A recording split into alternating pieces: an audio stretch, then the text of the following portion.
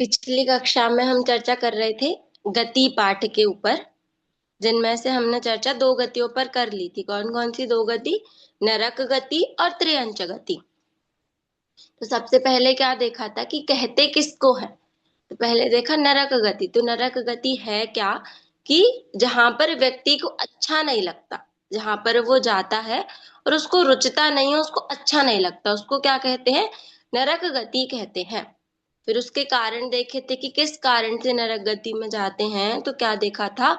बहुत आरंभ और बहुत परिग्रह के जो भाव होते हैं उनसे नरक नरक गति में जाते हैं। जैसे हमको बहुत परिग्रह, बहुत जोड़ने का भाव होता है कि हमको एक जोड़ी कपड़े की जरूरत है, लेकिन हम क्या करते हैं, ये दुकान में गए, सेल लगी है तो 10 जोड़ी कपड़े उठा के ले आए। तो इससे क्या होता है, ये भी कारण बनती है किसके लिए? नरक गति का कारण हमारे लिए बनती है। फिर नरक गति के दुख देखे थे कि कैसे दुख होते हैं नरक गति में। तो क्या देखा था कि जब जन्म होता है तो वहां की भूमि को स्पर्श करने से कैसे नरक गति में गिरते भी कैसे हैं, जैसे छत्ते होते हैं तो वैसे जैसे कोई बॉल गिर रही होता है ऐसे गिरते हैं। और जब उसको जमीन को टच करते हैं तो इतना दर्द होता है जैसे अपन को हजारों बिच्छुओं ने एक साथ डंक मारा हो, इतना दर्द होता है। तो उसके उससे क्या होता है कि जो इंसान है, जीव है, वो उछलता है ऊपर, कितने ही बार उछलता है, फिर नीचे आता है, फिर उसको कष्ट होता है तो फिर उछलता है, ऐसे चलता रहता है। फिर उसके बाद क्या बताया था कि वहां पर एक सेकंड की भी शांति नहीं है, एक समय की भी शांति नहीं। पूरे टाइम क्या होता है, लड़ाई झगड़ा चलता रहता है उनका, आपस में नर नारी एक दूसरे को मारते रहते हैं। फिर बताया था कि वहां पर कितनी गर्मी होती है, कितनी सर्दी होती है। इसकी बात करें तो कहते हैं कि वहां पर इतनी गर्मी होती है कि जो सुमेरु पर्वत, मतलब सुमेरु पर्वत से साइंस लेना कि जो बहुत, यदि बहुत बड़ा लोहे का यदि हम गोला लें और उसको नरक की तरफ फेंकें तो वो क्या होगा, इतनी गर्मी पड़ती है वो पिघल जाएगा, बिल्कुल पानी के जितना हो जाएगा। कितना बड़ा भी लोहे का गोला हो उसको यदि फेंके तो कैसा हो जाएगा, एकदम पानी के जैसा हो जाएगा। इतनी वहां पर गर्मी पड़ती है। और सर्दी भी इतनी पड़ती है कि यदि फेंके तो कैसा जम जाए वो, इतनी सर्दी। ये नहीं है कि गर्मी ज्यादा पड़ रही है तो सर्दी नहीं पड़ती है, सर्दी भी बहुत है और गर्मी भी बहुत वहां पर पड़ती है। फिर कहा कि जैसे जीवों को कष्ट होता है, जैसे बहुत गर्मी पड़ रही है तो उनको बहुत ऐसा लगता है कि हमको थोड़ी शांति मिले, तो वो क्या करते हैं, नदी है वहां पर, वैतरणी नाम की जो नदी है, तो वहां पर जाते हैं। लेकिन वो नदी भी कैसी है, खून और पीप से भरी हुई नदी है। उसमें भी छोटे छोटे से बहुत सारे जीव उसमें भरे हुए रहते हैं। तो जैसे ही जीव वहां जाता है तो उसको क्या होता है, फिर से शरीर में जो छोटे छोटे से जीव हैं वो उसको काटने लगते हैं। मतलब कि नदी में यदि वो जा रहा है, अपन को गर्मी लगती है तो अपन क्या करते हैं, अपने ऊपर पानी डाल लेते हैं, नहा लेते हैं। लेकिन उनको वो भी सुविधा नहीं है। यदि गर्मी बहुत लग रही है, फिर यदि वो उस नदी में जाए, क्यों जाएंगे नदी में, कि हमको थोड़ी शांति मिले। लेकिन वहां भी जाते हुए उनको क्या होता है, जो छोटे छोटे जीव हैं वो उनको इतना कष्ट देते हैं, तो वहां भी उनको शांति नहीं मिलती है। फिर वहां पर देखा था कि सेमल के वृक्ष होते हैं, कि जैसे यदि वो छाया लेने के लिए जाएं तो सेमल के वृक्ष होते हैं, तो उनमें क्या होता है, उनके जो पत्ते हैं, उनके पत्ते कैसे होते हैं, जैसे तलवार होती है उतने तीखे होते हैं, उतने पैने होते हैं। तो कैसे, जैसे ही कोई जीव वहां पर नीचे बैठता है वो उसके ऊपर गिरते हैं, उसका शरीर कैसा कितने सारे पार्ट्स में डिवाइड हो जाता है, लेकिन उससे भी व्यक्ति मरता नहीं है। हमारे यहाँ तो ऐसा है कि किसी को मार दो, चाकू मार दो, बंदूक मार दो तो मर जाएंगे, लेकिन नरक में ऐसा नहीं होता। उनका कैसा शरीर होता है, उनका वैक्रियक शरीर होता है, उनका टूटता है और फिर से जुड़ जाता है। इस प्रकार से कैसे होते हैं, नरक गति में जीव को कष्ट होते हैं। फिर दूसरी देखी थी त्रियंच गति। त्रियंच गति मतलब क्या, कि किसी भी कर्म के उदय से जब जीव त्रियंच अवस्था को प्राप्त करता है, जो भी त्रियंच हम देखते हैं, पशु पक्षी छोटे छोटे कीड़े मकोड़े, उन अवस्थाओं को जब प्राप्त करता है तो उसको क्या कहते हैं, त्रियंच गति कहते हैं। फिर हमने क्या देखा था, इसके आश्रव के कारण, कि कैसे हम त्रियंच गति में जाते हैं। उसके लिए क्या बताया था, मायाचारी के परिणाम। यदि हम मायाचारी के परिणाम करेंगे, फिर मायाचारी को भी देखा था, कषाय वाला चैप्टर था उसमें भी देखा था कि मायाचारी करेंगे कि बोल कुछ रहे हैं, मन में सोच कुछ रहे हैं, यदि ऐसे विचार रखेंगे तो उससे क्या होगा, त्रियंच गति का आश्रव होगा। तो त्रियंच गति के भी हमने कष्ट देखे थे। सबसे पहले कैसे देखे थे, निगोदिया जो जीव होते हैं, जो आलू आदि जो जमीकंद होते हैं उसके अंदर जो जीव होते हैं, तो वो उनको कितना कष्ट है कि एक बार सांस, जब हम एक बार सांस लेते हैं उतने में क्या होता है, उनका 18 बार जन्म और मरण हो जाता है। हमको तो एक बार जन्म और मरण में हम सामने किसी को देखते हैं कितना कष्ट होता है, सोचो 18 बार एक श्वास में हो रहा है, उसे कितने टाइम तक उनका ये चलता रहता है, ये भी होता है। और कैसा होता है, वो एक शरीर है, उनका शरीर एक है और उसमें जीव कितने सारे से भरे पड़े हैं एकदम, तो वो उनका कष्ट है। फिर देखा था कि जैसे हम हैं, हमको कोई मारता है, पीटता है, कोई हमारे साथ गलत करता है तो हम उसको कह सकते हैं, लेकिन जो ये छोटे छोटे से जीव हैं उनको कितना भी कष्ट हो, उनको क्या है, वो किसी को कह नहीं सकते। और कह नहीं सकते तो ठीक है, जैसे आलू आदि में जो जीव हैं, तो हम तो उनको जीव मान भी रहे हैं, जैसे जो अन्य लोग हैं वो तो उनमें जीव भी नहीं मानते, वो नहीं मानते कि आलू में इतने सारे जीव होते होंगे, मतलब कि उनके एग्जिस्टेंस कोई नहीं मान रहे कि जीव हैं, लेकिन वो मान नहीं रहे हैं कि वो जीव हैं। फिर उसके बाद देखा, ये तो कैसी हुई पर्याय, एक इंद्रिय होते हैं जब, फिर एक इंद्रिय में और भी होते हैं, पृथ्वी का एक, जल का एक, अग्नि का एक, वायु का एक। जैसे अग्नि हम कहीं भी करते हैं ना, जला दी, छोड़ दी जला के, ऐसे ही जल रही है। वायु, वायु हम पंखा चलाया तो चलता ही छोड़ दिया, लाइट ऑन की तो लाइट ऑन ही छोड़ दी। इस कारण से क्या होता है, इस कारण से भी जीवों का घात होता है। अब हम इसमें क्या कर सकते हैं, जैसे अब कोई कह सकता है कि जब पानी में भी जीवों का घात हो रहा है, हम लाइट जला रहे हैं उसमें भी हो रहा है, हवा में हो रहा है, हम जमीन पे चल रहे हैं उसमें भी जीवों का घात हो रहा है, तो फिर हमको क्या करना, कि हम चले ही नहीं।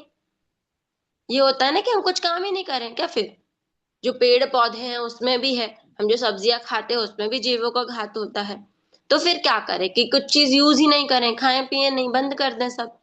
ऐसा नहीं है, क्या कहा है कि जो चीज हम जितना त्याग कर सकते हैं उतना करना, विवेक से काम करना। ये नहीं कह रहे कि पानी यूज ही मत करो, ये कह रहे हैं कि पानी को वेस्ट मत करो। पानी को यूज तो हमें करना है, क्योंकि जैसे खाना है, पानी है, इनसे तो हम जिंदा रहते हैं, हम जीवित रहते हैं, हम जीवित रहेंगे तब हम धर्म की साधना कर पाएंगे। लेकिन पानी को किस चीज की मनाही है, पानी को वेस्ट नहीं करना। यदि वेस्ट होगा तो भी जीवों को घात हो रहा है और हम उसको यूज तो कर नहीं रहे हैं, तो इसलिए ये बात कही है। ये नहीं कहा कभी कि इनमें जीवों का घात होता है तो आप यूज ही मत करो। और फिर जैसे आलू वगैरह की बात आती है, तो आलू को ले लें और यदि हम लौकी आदि को ले लें तो इनमें अंतर होता है। तो आलू की जो इतना सा एक टुकड़ा है उसमें कह दें तो क्या होता है, एक, कहते हैं कि जब हम सुई की नोक को चुभाएं उसमें, और जितना हिस्सा उस सुई की नोक पे आया उतने में भी कितने अनंत जीव उतनी से उस टुकड़े में आ जाते हैं। तो इसलिए उसका तो हम त्याग कर सकते हैं, ना उसमें कोई विशेष कोई गुण होता है, ना कोई उसको मेडिसिन के रूप में हम लेते हैं, उसका त्याग कर सकते हैं। इसलिए कहा कि जिस चीज का त्याग नहीं कर पा रहे हैं उसको क्या करना, लिमिट में यूज करना, उसका वेस्टेज नहीं करनी किसी भी चीज की। तो ये ऐसे हम जीवों को बचा सकते हैं। फिर आया था, फिर कौन से जीव होते हैं, फिर दो इंद्रिय जीव होते हैं। दो इंद्रिय कौन से, जैसे जो इल्ली वगैरह किसी चावल में लग जाती है, सब्जी वगैरह के अंदर जाती है, वो है क्या, दो इंद्रिय जीव। फिर तीन इंद्रिय जीव, कौन कौन से, चींटी, चिंटा, ये सब कौन से होते हैं, तीन इंद्रिय जीव। फिर चार इंद्रिय जीव, मक्खी, मच्छर, भौरा, ये जो होते हैं ये चार इंद्रिय जीव। फिर जो पांच इंद्रिय जीव हैं उनमें क्या करते हैं हम, उनमें डिवाइड करते हैं। कैसे करते हैं, संगी और असंगी। चार इंद्रिय तक के तो जीव हैं वो कैसे हैं, वो असंगी है, लेकिन जो पांच इंद्रिय जीव हैं उनमें हम डिवाइड करते हैं। कैसे करते हैं, संगी और असंगी। संगी मतलब क्या, जो मन से सहित जीव हैं वो संगी हैं, और जो मन से रहित जीव हैं मन से सहित भी हैं, और यदि हम उनको कोई शिक्षा दें, उपदेश दें, कोई बात समझाएं तो उनको समझ में आ जाती है। तो वो कौन होते हैं? वो संगी कहलाते हैं। लेकिन जिनको हम कोई शिक्षा और उपदेश दें, उनको कुछ समझ में नहीं आए, उनको क्या कहते हैं? असंगी जीव कहते हैं। तो ऐसे त्रियंज गति में होता है। जो पशु होते हैं, तो कुछ ऐसे होते हैं, कुछ जानवर जो असंगी होते हैं, जिनको मन नहीं होता, और कुछ ऐसे होते हैं जो संगी होते हैं। फिर इनके भी देखे थे पशुओं को कैसे कष्ट होते हैं, कि उनपे क्या करते हैं, जरूरत से ज्यादा भार लाद देते हैं। कि उनमें शक्ति तो उतनी है नहीं सामान उठाने की, लेकिन तो भी उनको लेके चल रहे हैं। चल नहीं पा रहे हैं तो पीछे से डंडे मार रहे हैं, या देखते हैं उनके कान आदि में कुछ भी कील वगैरह पहना दी जाती है। तो इस प्रकार से भी इनको क्या होता है? कष्ट होता है। तो ये हमने क्या देखा था? नरक गति और त्रियंच गति, इनकी चर्चा हमारी हो गई थी। अब देखना है हमको क्या? मनुष्य गति, जिस गति में हम हैं। तो मनुष्य गति अर्थात क्या? कि किसी भी कर्म के उदय से जीव आकर मनुष्य बन जाता है। जैसे अभी हम मनुष्य हैं, तो इस पर्याय में आना, तो अभी हम अपने को क्या कहेंगे? हम कौन सी गति के जीव हैं? हम मनुष्य गति के जीव हैं, ये हम अपने को कहेंगे। ठीक है, ये बात हुई। फिर जाते कैसे हैं मनुष्य गति में? तो कहा अल्प आरंभ और अल्प परिग्रह के भाव रखने से। जो हमने नरक गति में देखा था ना, क्या देखा था नरक गति में? कि बहुत परिग्रह लेना, जरूरत नहीं है तो भी लेना। लेकिन यहाँ पर क्या कहा? अल्प परिग्रह, कि कम परिग्रह रखना। जी प्रियंका जी, आप कुछ बोल रही हैं? दीदी मेरा एक क्वेश्चन है। जो आपने नरक का बताया, उसमें बताया आपने कि जो वैक्रियक शरीर होता है, तो जो आप वो बता रहे थे कि पत्ते की शार्पनेस इतनी होती है तलवार के जैसी, कि वो अगर शरीर पे गिरे तो टुकड़े टुकड़े हो जाते हैं। तो टुकड़े हुए तो वो फिर उसकी मृत्यु हो जाएगी। आई मीन वो जीव फिर, ऐसा नहीं होता नहीं, क्या? नहीं नहीं, कैसे होता? मैं बता रही हूँ आपको, ऐसे नहीं होता। क्या? आप म्यूट हो गए दीदी। हाँ सॉरी। होता कैसा है कि ये हमारी आत्मा के प्रदेश हैं। तो ये बिल्कुल एक एक जो हमारा पार्ट है, पूरे में फैले हुए हैं। फिर जी। क्या हुआ? कि जैसे कट हुआ, तो आत्मा के प्रदेश छूटे नहीं, आत्मा से नहीं छूटे, शरीर से छूटे नहीं आत्मा के प्रदेश, बस क्या हुआ? स्प्लिट हो गए। शरीर स्प्लिट हुआ, लेकिन आत्मा के प्रदेश कैसे हैं? एक शरीर यहाँ है, एक शरीर यहाँ है। इसमें हम्म भी आत्मा के प्रदेश है, इसमें भी। और इन हम्म दोनों को कनेक्ट करते हुए भी आत्मा के प्रदेश है। अच्छा। समझे आप? जैसे यदि जी आपने समुद्घात का कॉन्सेप्ट, आप म्यूट हो जाइए 1 मिनट। जी। यदि आपने समुद्घात का किस कॉन्सेप्ट सुना हो, तो समुद्घात का कॉन्सेप्ट क्या होता है? कि क्या होता है कि अपने शरीर को आत्मा के प्रदेश छोड़ते नहीं है, वो दूसरी जगह भी चले जाते हैं। लेकिन कैसे जाते हैं? एक लाइन बना के। आत्मा में भी प्रदेश है और उससे निकल के भी जा रहे हैं, इससे छूटते नहीं है। तो वैसे ही उनके शरीर का होता है, कि यहाँ हो गया शरीर, यहाँ हो गया, इसमें भी आत्मा के प्रदेश, इसमें भी। और लेकिन एक लाइन ऐसी भी है आत्मा के प्रदेश की, जो इसको और इसको जोड़ रही है, और फटाफट से वो फिर से जुड़ जाते हैं। ये होता है। जैसे अपन बॉडी पार्ट्स को कहते हैं ना, कि कट हो जाए और थोड़े टाइम में अपन जोड़ दो, तो वो जुड़ जाते हैं। क्यों जुड़ते हैं? तब तक आत्मा के प्रदेश निकलते नहीं है, इसलिए। वही कॉन्सेप्ट इनके साथ होता है, इसलिए। अब बात करनी है किसकी? मनुष्य गति की बात कर रहे थे। तो कैसे होता है? अल्प आरंभ और अल्प परिग्रह से। जितनी अपन को जरूरत की चीजें हैं, उतनी यदि हम धारण करते हैं, तो हम क्या बन सकते हैं? मनुष्य बन सकते हैं। अब का यदि कहें तो मनुष्य गति तो उसके दुख हम सब फील कर सकते हैं। अब हमको ये किसी को बताने की जरूरत नहीं है कि मनुष्य गति में कितने दुख होते हैं। सबसे पहले कैसा दुख होता है? कि जब जन्म होता है, तो जन्म के समय हमको भी पता है बालक कैसा होता है। माता के जब गर्भ में रहता है तो कैसे रहता है? एक तो उल्टा रहता है, और इतनी सी जगह में एकदम सिकुड़ा हुआ रहता है। हम भी यदि अपने आप को कभी, हम थोड़ी देर यदि कम जगह हो और ऐसे सिकुड़े बैठे, तो थोड़ी देर में कैसे होता है? पूरे हाथ पैर अकड़ जाते हैं, कि हमसे हिलते भी नहीं बनता है। सोचो बालक तो कितना, 3 से 4 महीने उसको बिल्कुल ऐसे रहना पड़ता है। और उसके साथ भी माता जैसा भी भोजन कर रही है, कुछ तीखा खा रहे हैं, कुछ मीठा खा रही हैं, गर्म खा रही हैं, ठंडा खा रही हैं, तो उसका भी कष्ट कैसा होता है, उस बच्चे को ही होता है। और सिर्फ बच्चे को कष्ट नहीं है, जब बच्चा गर्भ में होता है तो माता को भी कष्ट होता है, दोनों तरफ से कष्ट है।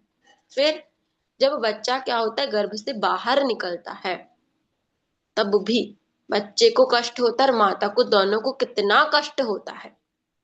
ये हुआ। फिर कैसा होता है, फिर जब बच्चा होता है, बालक छोटा हुआ, बोलता नहीं है, तब उसको कितना कष्ट है कि लग रही है भूख, लग रही है प्यास, लग रही है कुछ भी लग रहा है, लेकिन बोल नहीं पा रहा है। हमेशा तो नहीं होता कि हम छोटे बच्चों की बात हमेशा समझ जाएं, बस यही सोचते रहते हैं रो क्यों रहा है, रो क्यों रहा है। तो वो क्या कर सकते, बता नहीं सकते कि हमें ये दिक्कत हो रही है। जैसे बच्चों को जब छोटी अवस्था रहती है तब ये दुख रहता है। फिर क्या है, फिर थोड़ा बड़ा हो जाता है, तो बड़े होते में क्या रहता है कि उसकी शादी हो गई या जॉब लग गई तो उनमें ही लगा रहता है। शादी हो गई तो अपनी शादी में मस्त है, जॉब लग गई तो क्या, हमको अपना फ्यूचर सिक्योर करना है, तो हमको जॉब करनी है अच्छे से, इसके लिए टाइम देना है, ओवर टाइम करना है। तो इन सब में क्या होता है, अपने को कष्ट देते रहते हैं।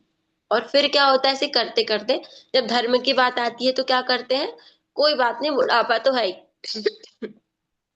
रिटायर हो जाएंगे, तब आराम से कर लेंगे धर्म, बहुत टाइम है हमारे पास। फिर क्या है, यदि बुढ़ापा आता है तो क्या हो जाता है, किसी को दिख नहीं रहा है, किसी को सुनाई नहीं दे रहा है, किसी से चला नहीं जा रहा है, तो ये दिक्कतें हो जाती। तो हम कैसे धर्म करें उस टाइम पर, हम जब हम कर सकते थे धर्म, जब हम यंग थे हम धर्म कर सकते थे, तो हम क्या सोचते हैं, अभी अपना करियर बना लेते हैं, अभी अपने फ्यूचर को सिक्योर कर लेते हैं, ये सोचते हैं। और धर्म की यदि कोई बात करे तो करते हैं कि अभी थोड़ी हमारी उम्र है, जब बूढ़े हो जाएंगे, जब कुछ और काम नहीं रहेगा तो धर्म कर लेंगे। धर्म धर्म को हम कैसा समझते हैं कि ये तो साइड का काम है, जब जरूरत नहीं है, कुछ और नहीं कर रहे हैं, तो फ्री बैठे हैं तो कर लेंगे। लेकिन ये नहीं सोचते कि सबसे मेन काम है उसको हम साइड लाइन कर रहे हैं।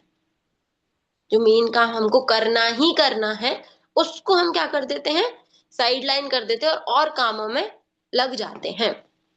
ये हमारी क्या होती है, बहुत बड़ी गलती है, और यही करते हैं तो इसलिए हम क्या है, अभी तक भटक रहे हैं गतियों में, चारों गतियों में, क्योंकि हमारी ये सोच बनी हुई है। फिर क्या होता है, बुढ़ापे में धर्म कर नहीं पाते, और क्या निकल जाता है, मनुष्य भाव, जो हम ऐसा सोचते सोचते निकल जाता है। एक भजन भी आता है, उसके भाव बस बताती हूँ। भजन में क्या होता है, क्या है कि यह जीव नरक में पैदा हुआ, तो नरक में कैसा है, मतलब सिर्फ बताया है कि कैसे भाव हो सकते हैं।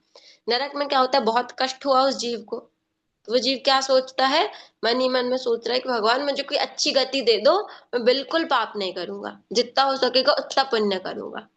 ठीक है, करते करते त्रियंच गति में आया, त्रियंच गति में भी सोचता है कितना कष्ट हो रहा है, मुझे कोई अच्छी गति मिल जाए तो मैं बहुत अच्छे से रहूंगा।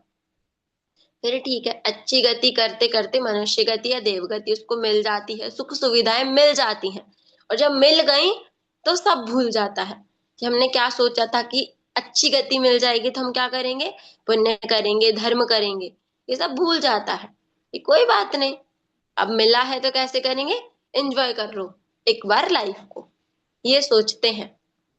इसलिए क्या होता है कि इतना जो कीमती कहते हैं मनुष्य भाव को, उसको क्या होता है, वो भी चला जाता है। इसके लिए उदाहरण आता है कि समुद्र में यदि कोई मणि गिर जाए, हमारे पास डायमंड है मानो, और हम समुद्र के किनारे खड़े हैं, वो गिर गया डायमंड उसमें, अब क्या वो मिलेगा, तो ये कहेंगे मिल जाएगा, लेकिन कैसे मिलेगा, हम खुद सोच सकते हैं, समुद्र कितना बड़ा है, कहाँ हम उसको पत्ते से डायमंड को खोजने जाएंगे। जब ये समझ जाए, उससे भी बहुत कठिन है कि एक बार हमारी मनुष्य पर्याय चली गई, फिर से हमको वो मनुष्य पर्याय मिलना, क्योंकि मनुष्य पर्याय नहीं है कठिन, मनुष्य पर्याय तो फिर भी कि मिल जाएगी। मनुष्य तो हमारे साथ कितने हैं, लेकिन उसके साथ हमको और कितनी फैसिलिटीज मिली हैं कि हम अच्छे कुल में हैं, हमको जैन धर्म मिला है, और जैन धर्म मिलने के साथ कि हमको पढ़ने की रुचि आई है। जैन तो बहुत लोग हैं फिर भी, लेकिन पढ़ने की रुचि बहुत लोगों को नहीं है। पढ़ने की रुचि है, हम आते हैं कक्षा में, हम समझते हैं, हमें अपने कल्याण करने की भावना है, तो ये भावना होनी बड़ी बात है। इसको कह रहे हैं, कैसे कह रहे हैं, यदि खो गई तो किसके समान है, यदि समुद्र में तुम्हारा कोई रत्न गिर गया, फिर जब वो वापस मिलेगा उससे भी कठिन है कि तुम्हारी एक बार मनुष्य पर्याय चली गई और तुमको वो मनुष्य पर्याय वापस मिल जाए। फिर ये तो हुई किसकी बात, मनुष्य गति की बात। अब अब आती है देवगति। देवगति, देवगति मतलब क्या, कि किन्हीं भी कर्म के उदय से जीव कहाँ होता है, देव में जाए। देव में पता है हमको, देव पर्याय में जाता है। अब देव भी चार प्रकार के होते हैं, भवनवासी, व्यंतर, ज्योतिषी और वैमानिक, से चार प्रकार के देव होते हैं। कौन कौन से, भवनवासी, व्यंतर, ज्योतिष और वैमानिक, इन चारों में जीव जाता है। तो मेनली अभी हम बात करते हैं वैमानिक देवों की। वैमानिक देव मतलब क्या, जो हम देखते हैं ना सौधर्मेंद्र होते हैं, तो ये वैमानिक देव, वैमानिक देव मतलब क्या, इनके खुद खुद के विमान होते हैं। जैसे हमारे घर होता है वैसे उनके विमान होते हैं बहुत बड़े बड़े। और कैसे होते हैं, नरक जब देखे थे तो नरक कैसे होते हैं, एक के नीचे एक होते हैं, ऐसे नरक होते हैं। लेकिन विमान कैसे, तो दो दो के पेयर्स में होते हैं, एक के ऊपर एक ही होते हैं लेकिन कैसे, दो के पेयर्स में। स्वधर्म और ईशान स्वर्ग ये एक साथ होंगे, फिर इनके ऊपर सानत कुमार और महेंद्र ये एक साथ, ऐसे दो दो दो दो करके 8 लेयर्स में 16 स्वर्ग होते हैं। तो इनमें जब वो पैदा होते हैं तो क्या होता है इनमें, अब देवों में कहते हैं, देवों में तो सब कुछ मिल गया, अब किस प्रकार के पाप करेंगे वो। जैसे मनुष्य में तो चलो हमको पैसे नहीं मिल रहे थे, कुछ नहीं, देवों में तो सब कुछ मिल रहा है, उनको जो चाहिए वो मिल रहा है, जहां तुमको घूमना है वहां तुम जा सकते हो, तो तुमको क्या कष्ट है। तो वहां पर क्या कहा, देवों को मानसिक कष्ट होता है। अभी नीचे की हमने जितनी भी गतियां देखी थी उसमें क्या था, शारीरिक कष्ट था, फिजिकल उसको प्रॉब्लम हो रही थी, फिजिकली दिक्कत हो रही थी। लेकिन देव गति में फिजिकली तो कोई किसी को टॉर्चर करता नहीं है, तो कैसा, मेंटली टॉर्चर बहुत है। तो कैसे होता है, जैसे जो नीचे के देव हैं उनको क्या होता है, ऊपर के देवों की आज्ञा माननी पड़ती है।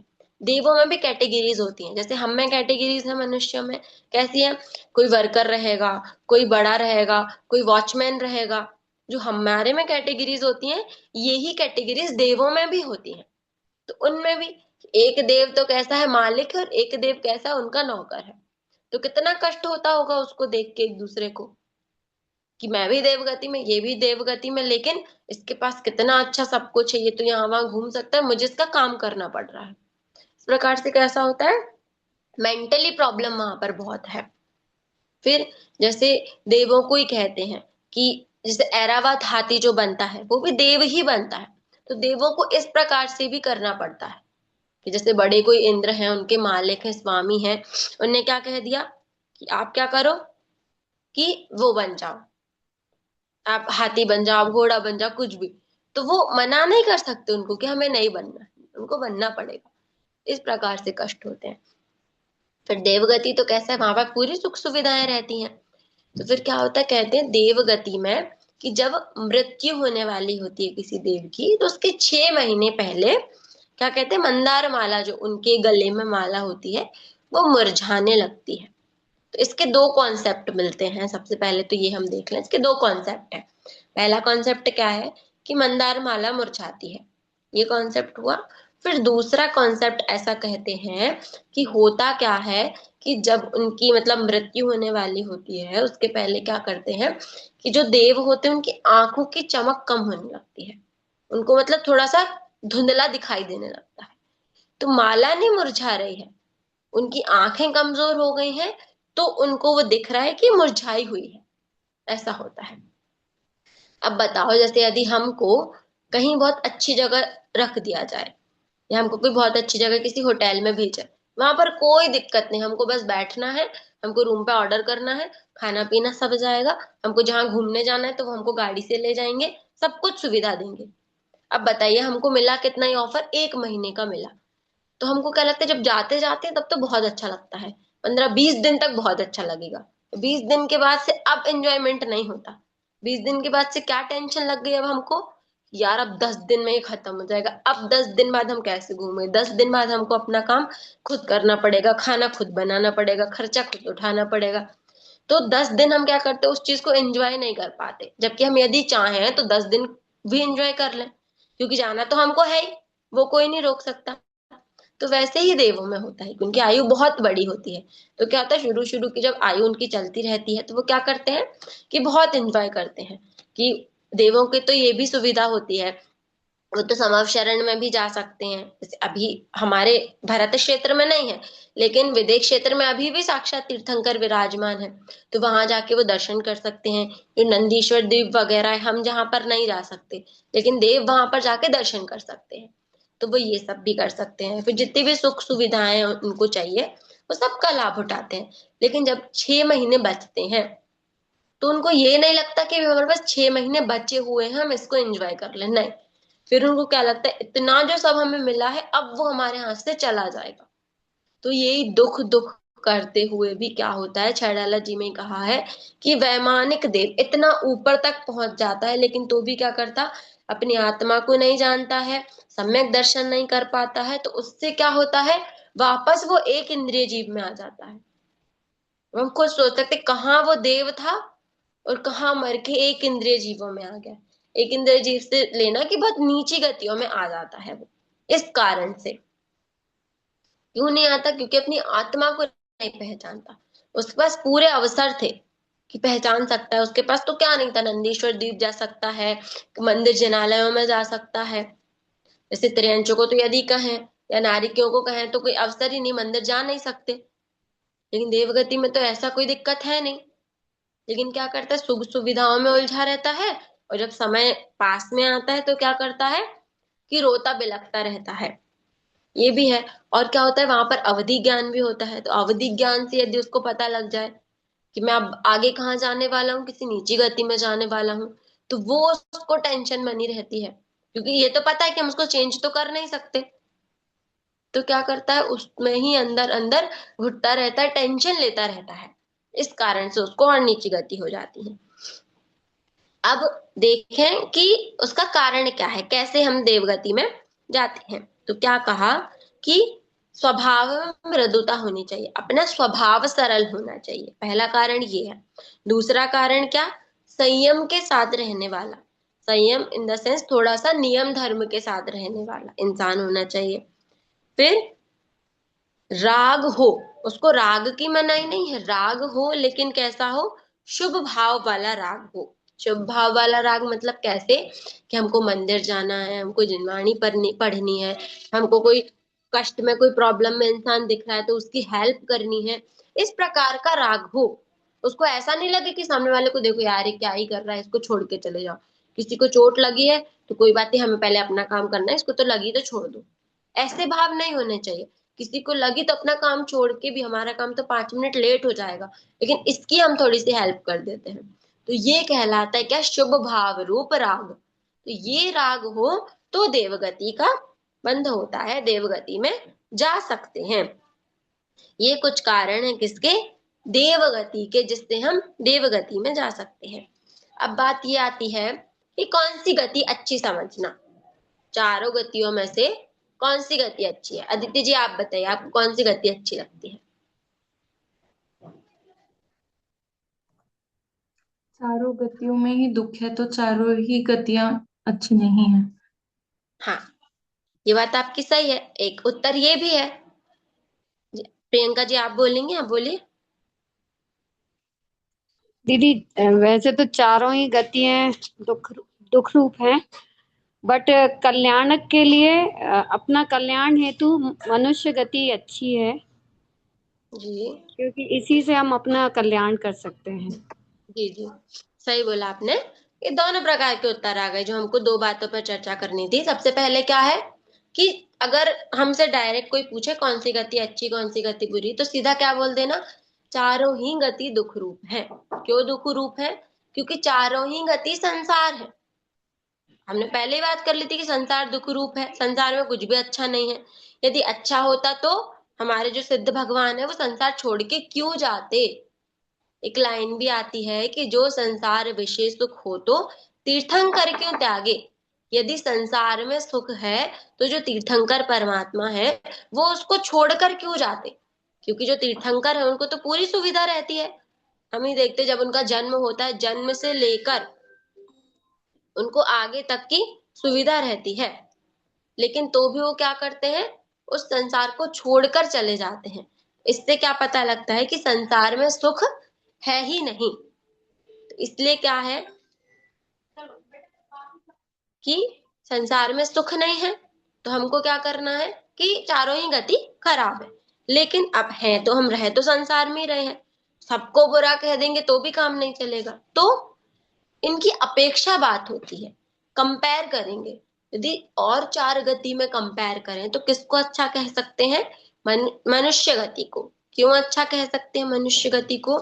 क्योंकि चारों गतियों में से यदि मोक्ष होता है तो कौन सी गति में होता है? मनुष्य गति में मोक्ष होता है, और तीनों गति में मोक्ष नहीं हो सकता। जो मोक्ष होता है, हम संयम धारण कर सकते हैं, दीक्षा ले सकते हैं, तो वो कॉन्सेप्ट किस गति में है?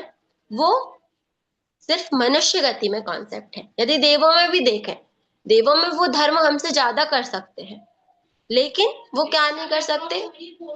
एक मिनट हम बात करते हैं। संयम नहीं कर सकते।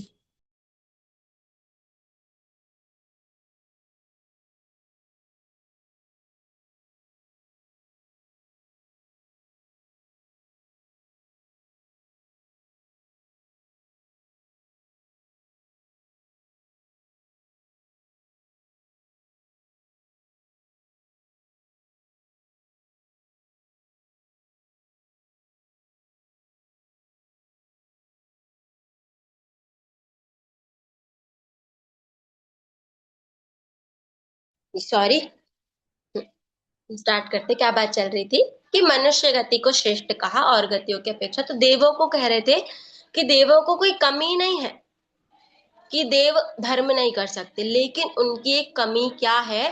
वो नहीं कर सकते, वो संयम धारण नहीं कर सकते। क्यों नहीं कर सकते? उनमें ऑटोमेटिक ही एक मशीन है। जैसे हमारे में क्या है कि हमको भोजन वगैरह त्याग हम कर सकते हैं, वो नहीं कर सकते। क्यों नहीं कर सकते? क्योंकि उनके में ऑटोमेटिक सिस्टम है। उनको जब भूख लगेगी तो उनको कुछ करना नहीं पड़ेगा, उनके गले से अपने आप अमृत झर जाएगा। इस प्रकार से क्या होता है, ये कुछ कुछ चीजें होती जिससे वो संयम धारण नहीं कर सकते। यदि आपको याद हो, जब वो होता है पंच कल्याणक होता है, तो वहां पर कॉन्सेप्ट है, तब कल्याणक के दिन आता है भगवान की जब पालकी उठानी पड़ती है, तो पालकी उठाने में लड़ाई होती है। तो लड़ाई होती है तो देव हर चीज में आगे हैं। वो कहते हैं, वो क्या कहते हैं कि जब भगवान का जन्मोत्सव मनाने होता है तो हम मनाते हैं, जब भगवान गर्भ में आते हैं तो हम रत्नों की वर्षा करते हैं। सब वो कहते हैं, उनका जन्माभिषेक हम करते हैं। लौकांतिक देव हैं तो वो भी देवगति के ही हैं, वो भी अनुमोदना करते हैं। आप मनुष्य क्या करते हैं?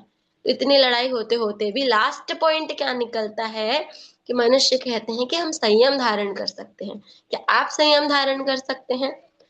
इस पे क्या होता है कि देव लोग भी हार जाते हैं। देव उनसे क्या कहते हैं कि आप हमारी पूरी संपदा ले लो, लेकिन हमको थोड़े से समय के लिए अपनी मनुष्य पर्याय दे दो, जिससे हम भगवान को क्या करें, वहां तक लेके जा सकें। इससे हम समझ सकते हैं कि मनुष्य पर्याय की भी कितनी अपनी कीमत है, और हमको ऐसी मनुष्य पर्याय प्राप्त हुई है। अब हम सोच लें कि इतनी पर्याय, ऐसी इतनी अच्छी पर्याय प्राप्त हुई, तो नॉर्मल कैसे भी तो हो नहीं गई होगी। कितना पुण्य किया होगा पहले भवों में, तब ये पर्याय हमको प्राप्त हुई होगी। तो हमको क्या करना है, जैसे हम नॉर्मली भी कहते हैं ना, देख बहुत मेहनत से हमने कोई चीज कमाई है, तो जब हमको मिल जाए तो उसको वेस्ट नहीं करना। वैसे मनुष्य पर्याय है कि ये सोचना कि कितनी मेहनत से हमको मिली है।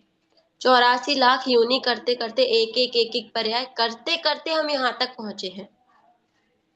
और यदि हमारे साथ क्या होगा, हम इसको भी वेस्ट कर देंगे तो क्या होगा? फिर वही वाली जो हमने समुद्र में डायमंड गिरने वाली बात समझी थी, वही हो जाएगा। इसलिए क्या करना है, हमको जो पर्याय मिली है उसको, उसकी कीमत करनी है, उसकी वैल्यू करनी है, ये बात है। फिर यही है कि गतियों को जानना क्यों। हम हर चैप्टर में देख रहे थे, कुछ भी चैप्टर पढ़े तो उसको जानना क्यों, हम क्यों पढ़ रहे हैं। जैसे हम आप ये भी क्लास पढ़ने आते हैं, तो क्यों? एक हफ्ते में कोई अपने 2 घंटे का टाइम दे रहा, तो क्यों दे रहा है? हमारा कोई प्रॉफिट है या नहीं? तो ऐसे ही यदि हमने गति चैप्टर पढ़ा तो इससे हमको क्या प्रॉफिट हुआ? तो क्या प्रॉफिट हुआ? जब हमने चारों गतियों का स्वरूप समझ लिया, तो इन शॉर्ट हमको क्या समझ में आएगा? चारों ही गति अच्छी नहीं है। गति तो कौन सी अच्छी है? जिसको पंचम गति भी कह देते हैं, जो सिद्ध गति है, सिद्ध अवस्था है, वो अच्छी है। हमको क्या करना है? इन सब का अभाव करना है। और कहते हैं अभाव हम किसी को कब कर पाएंगे, किसी को छोड़ कब पाएंगे? जब हमें पता हो कि वो कैसा है। हमें पता ही नहीं है कि कोई चीज कैसी है। अब मैं आपको बोलूं कि आप कैडबरी की चॉकलेट छोड़ दो, आप मेरे से उसके पहले ये पूछेंगे कि क्यों छोड़ दें, इसमें ऐसा क्या है कि मैं छोड़ दूं। मैं आपको बोला आप रात्रि भोजन मत कीजिए, तो आप उसके पहले पूछेंगे तो ना एक बार कि इसमें ऐसा है क्या कि मैं छोड़ूं। तो वैसे ही जब चारों गतियों को छोड़ना है, तो उसके पहले ये पता होना चाहिए कि चारों गतियां दुख रूप हैं, उनमें ऐसा क्या बुरा है। तो ये जब हम जान लेंगे तो हमको समझ में आ जाएगा कि चारों गतियां तो कैसी बुरी हैं, अच्छी नहीं है। और हमको तो क्या करना है? सिद्ध अवस्था को प्राप्त करना है, अच्छी गति को प्राप्त करना है। तो ये हमको प्रॉफिट होता है इसको पढ़ने से, या किसी भी चैप्टर को पढ़ने से। कषाय पढ़ रहे हैं तो कषाय को पढ़ने से भी यही लाभ होता है। जब कषाय को पढ़ेंगे तब समझ में आएगा कि हम कषाय करते हैं तो हमको कितना लॉस हो जाता है इसको करते करते। जब ये समझ में आ जाएगा तो अपने आप हमारी कषाय छूट जाएंगे। ऐसे जब पाप को पढ़ा था, कुछ भी पढ़े तो अपना प्रॉफिट लॉस, प्रॉफिट लॉस भी कैसा? पैसों से प्रॉफिट लॉस नहीं गिनना है, अपना गिनना है कि हमारा कल्याण में प्रॉफिट हो रहा है या हमारा लॉस हो रहा है। और जिस चीज से प्रॉफिट हो वो हमको करना है, और जिस चीज से हमारा लॉस हो वो हमको नहीं करना, ऑटोमेटिक छोड़ देना है। ये हुई अभी हमारी बात किसकी? गतियों की। ठीक है, अभी इसमें से किसी को कोई अभी पूछना है? जी दीदी जी प्रियंका मुझे जी आप बोलिए। अदिति जी हाँ, एक एक करके बोलिए। जी अदिति जी आप बोलिए, आप अनम्यूट है। हाँ, मुझे ये पूछना था कि जो अग्नि का एक जीव और ये जल का एक जीव होते हैं, ये एक इंद्रिय होते हैं या निगोदिया होते हैं? नहीं, एक इंद्रिय जीव होते हैं। निगोदिया वाला जो कॉन्सेप्ट है वो वनस्पति कायिक में बस है। अच्छा। वनस तो जी, वनस्पति कायिक, एक मिनट, वनस्पति कायिक में क्या होता है? नित्य निगोद और इतर निगोद का जो कॉन्सेप्ट पड़ता है वो वनस्पति कायिक में ही पड़ता है। जी बोलिए आप। तो जैसे फिर एक पेड़ है जिसपे फॉर एग्जांपल एप्पल्स लगे हुए हैं, तो वो एक पेड़ एक इंद्रिय जीव होगा, और वो जो उसके एप्पल्स हैं तो वो हर एक एप्पल एक एक इंद्रिय जीव होगा, या पूरा एक पेड़ ही एक इंद्रिय जीव है? नहीं नहीं, वो सब एक इंद्रिय कहलाएंगे। एप्पल है वो भी एक इंद्रिय ही है, वो भी एक वनस्पति है। वो भी, हम एप्पल में ये नहीं कह रहे कि एक ही जीव है, उनमें भी असंख्यात जीव होते हैं। लेकिन जो आलू वगैरह की बात चली उसमें जितने होते हैं उसके कंपैरिजन में इनमें कम होते हैं। और इनमें भी ऐसा होता है, जैसे लौकी हुई, तो लौकी जब छोटी होती है तो वो अप्रतिष्ठित होती है, तो उसमें बहुत जीव होते हैं।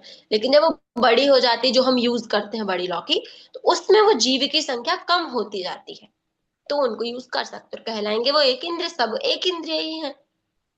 अच्छा, लेकिन जैसे एक लौकी है उसके अंदर भी मल्टीपल एक इंद्रिय जीव रहते हैं? हाँ मल्टीपल है, लेकिन एज कंपेयर टू आलू या और हाँ। भी जो जंगली कंद है उनसे कम है। ओके। इस थैंक यू। हाँ, जी जी प्रियंका जी आप बोलिए। दीदी, अ, जो भगवान के 5 कल्याणक होते हैं, तो पांचों कल्याणक देवकृत होते हैं, हम्म। राइट? तो उसमें जैसे आपने बताया जो पालकी का वो होता है उठाने का, मनुष्य और देवों में, तो वो वो कौन से ऐसे पार्ट्स हैं जिसमें देव और मनुष्य के बीच में ऐसा संवाद बनता है?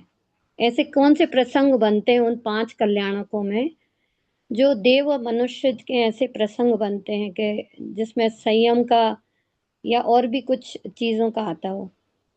देखो, संयम की बात मेन होगी तप कल्याणक के दिन ही। गर्भ हाँ। कल्याणक और जन्म कल्याणक में इनका कोई सीन रहता नहीं है।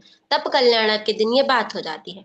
तो बात भी क्लियर हो जाती है। क्या होता है कि थोड़ी दूर तक जो होते हैं वो लेके जाते हैं और फिर वापस मनुष्य को दे देते हैं, जो भी बात इनकी हो जाती है, फिर उसके बाद से कोई भी सीन नहीं रहता। अच्छा। मेन बात सिर्फ पाल के उठाने की थी। अब जैसे समौशरण की रचना होनी है, तो जो हाँ। चीज मनुष्यों के वश में है ही नहीं, तो वो चीज तो वो बोलेंगे नहीं। समौशरण की राइट। रचना तो कर नहीं सकते हम। वो देव, हाँ देव ही करते हैं वो तो। हाँ, हम झगड़ा भी किस बात पे करेंगे, जो हम कर पाए, हमारी शक्ति में हो। तो हम सिर्फ हम्म। वही कर सकते हैं। यदि हम थोड़ा सा खुद सोचें कि जब गर्भ से जन्म तक जो जो चीजें होती हैं, उनमें से मनुष्य क्या कर सकता है, तो एक ही बात बस ख्याल में आती है, पाल के उठाने वाली। ना रत्नों की वर्षा मनुष्य कर सकता है, ना ऐरावत हाथी पर ले जाकर जो 1008 कलशों से उनका अभिषेक होता है वो कर सकते हैं। तांडव नृत्य है, कुछ भी नहीं कर सकते। हम कर ही नहीं सकते, उनके जैसा नहीं कर सकते। पाल के उठाने वाली जो नॉर्मल बात है, उसमें ही वह संवाद चलता है।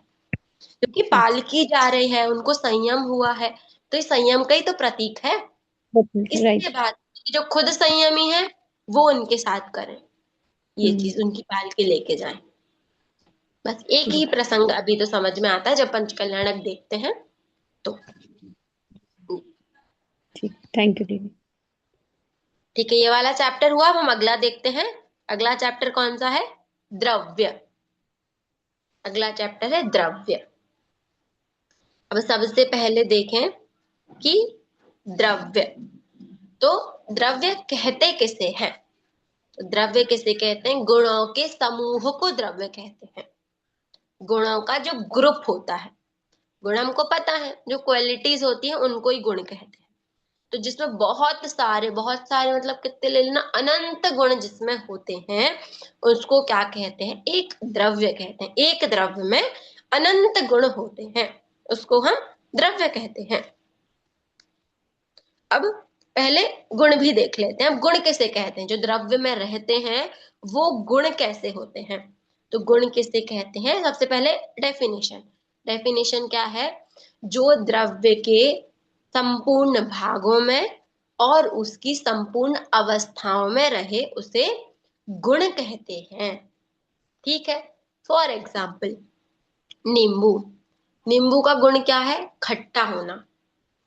खट्टा होना गुण है नींबू का। अब सबसे पहले क्या बात थी? संपूर्ण भागों में। नींबू एक द्रव्य हुआ, द्रव्य के संपूर्ण भागों में। नींबू को आप किसी भी एंगल से वो टेस्ट कीजिए, कहीं से भी, ऊपर से, नीचे से, साइड से, कहीं से भी टेस्ट कीजिए, कैसा टेस्ट आएगा? खट्टा ही टेस्ट आएगा नींबू का। नींबू का टेस्ट नहीं बदलेगा।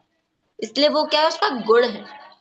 उसकी संपूर्ण अवस्थाओं में, नींबू छोटा था, ग्रीन कलर का था, तब भी वो खट्टा था। वो येलो कलर का हुआ तब भी खट्टा है।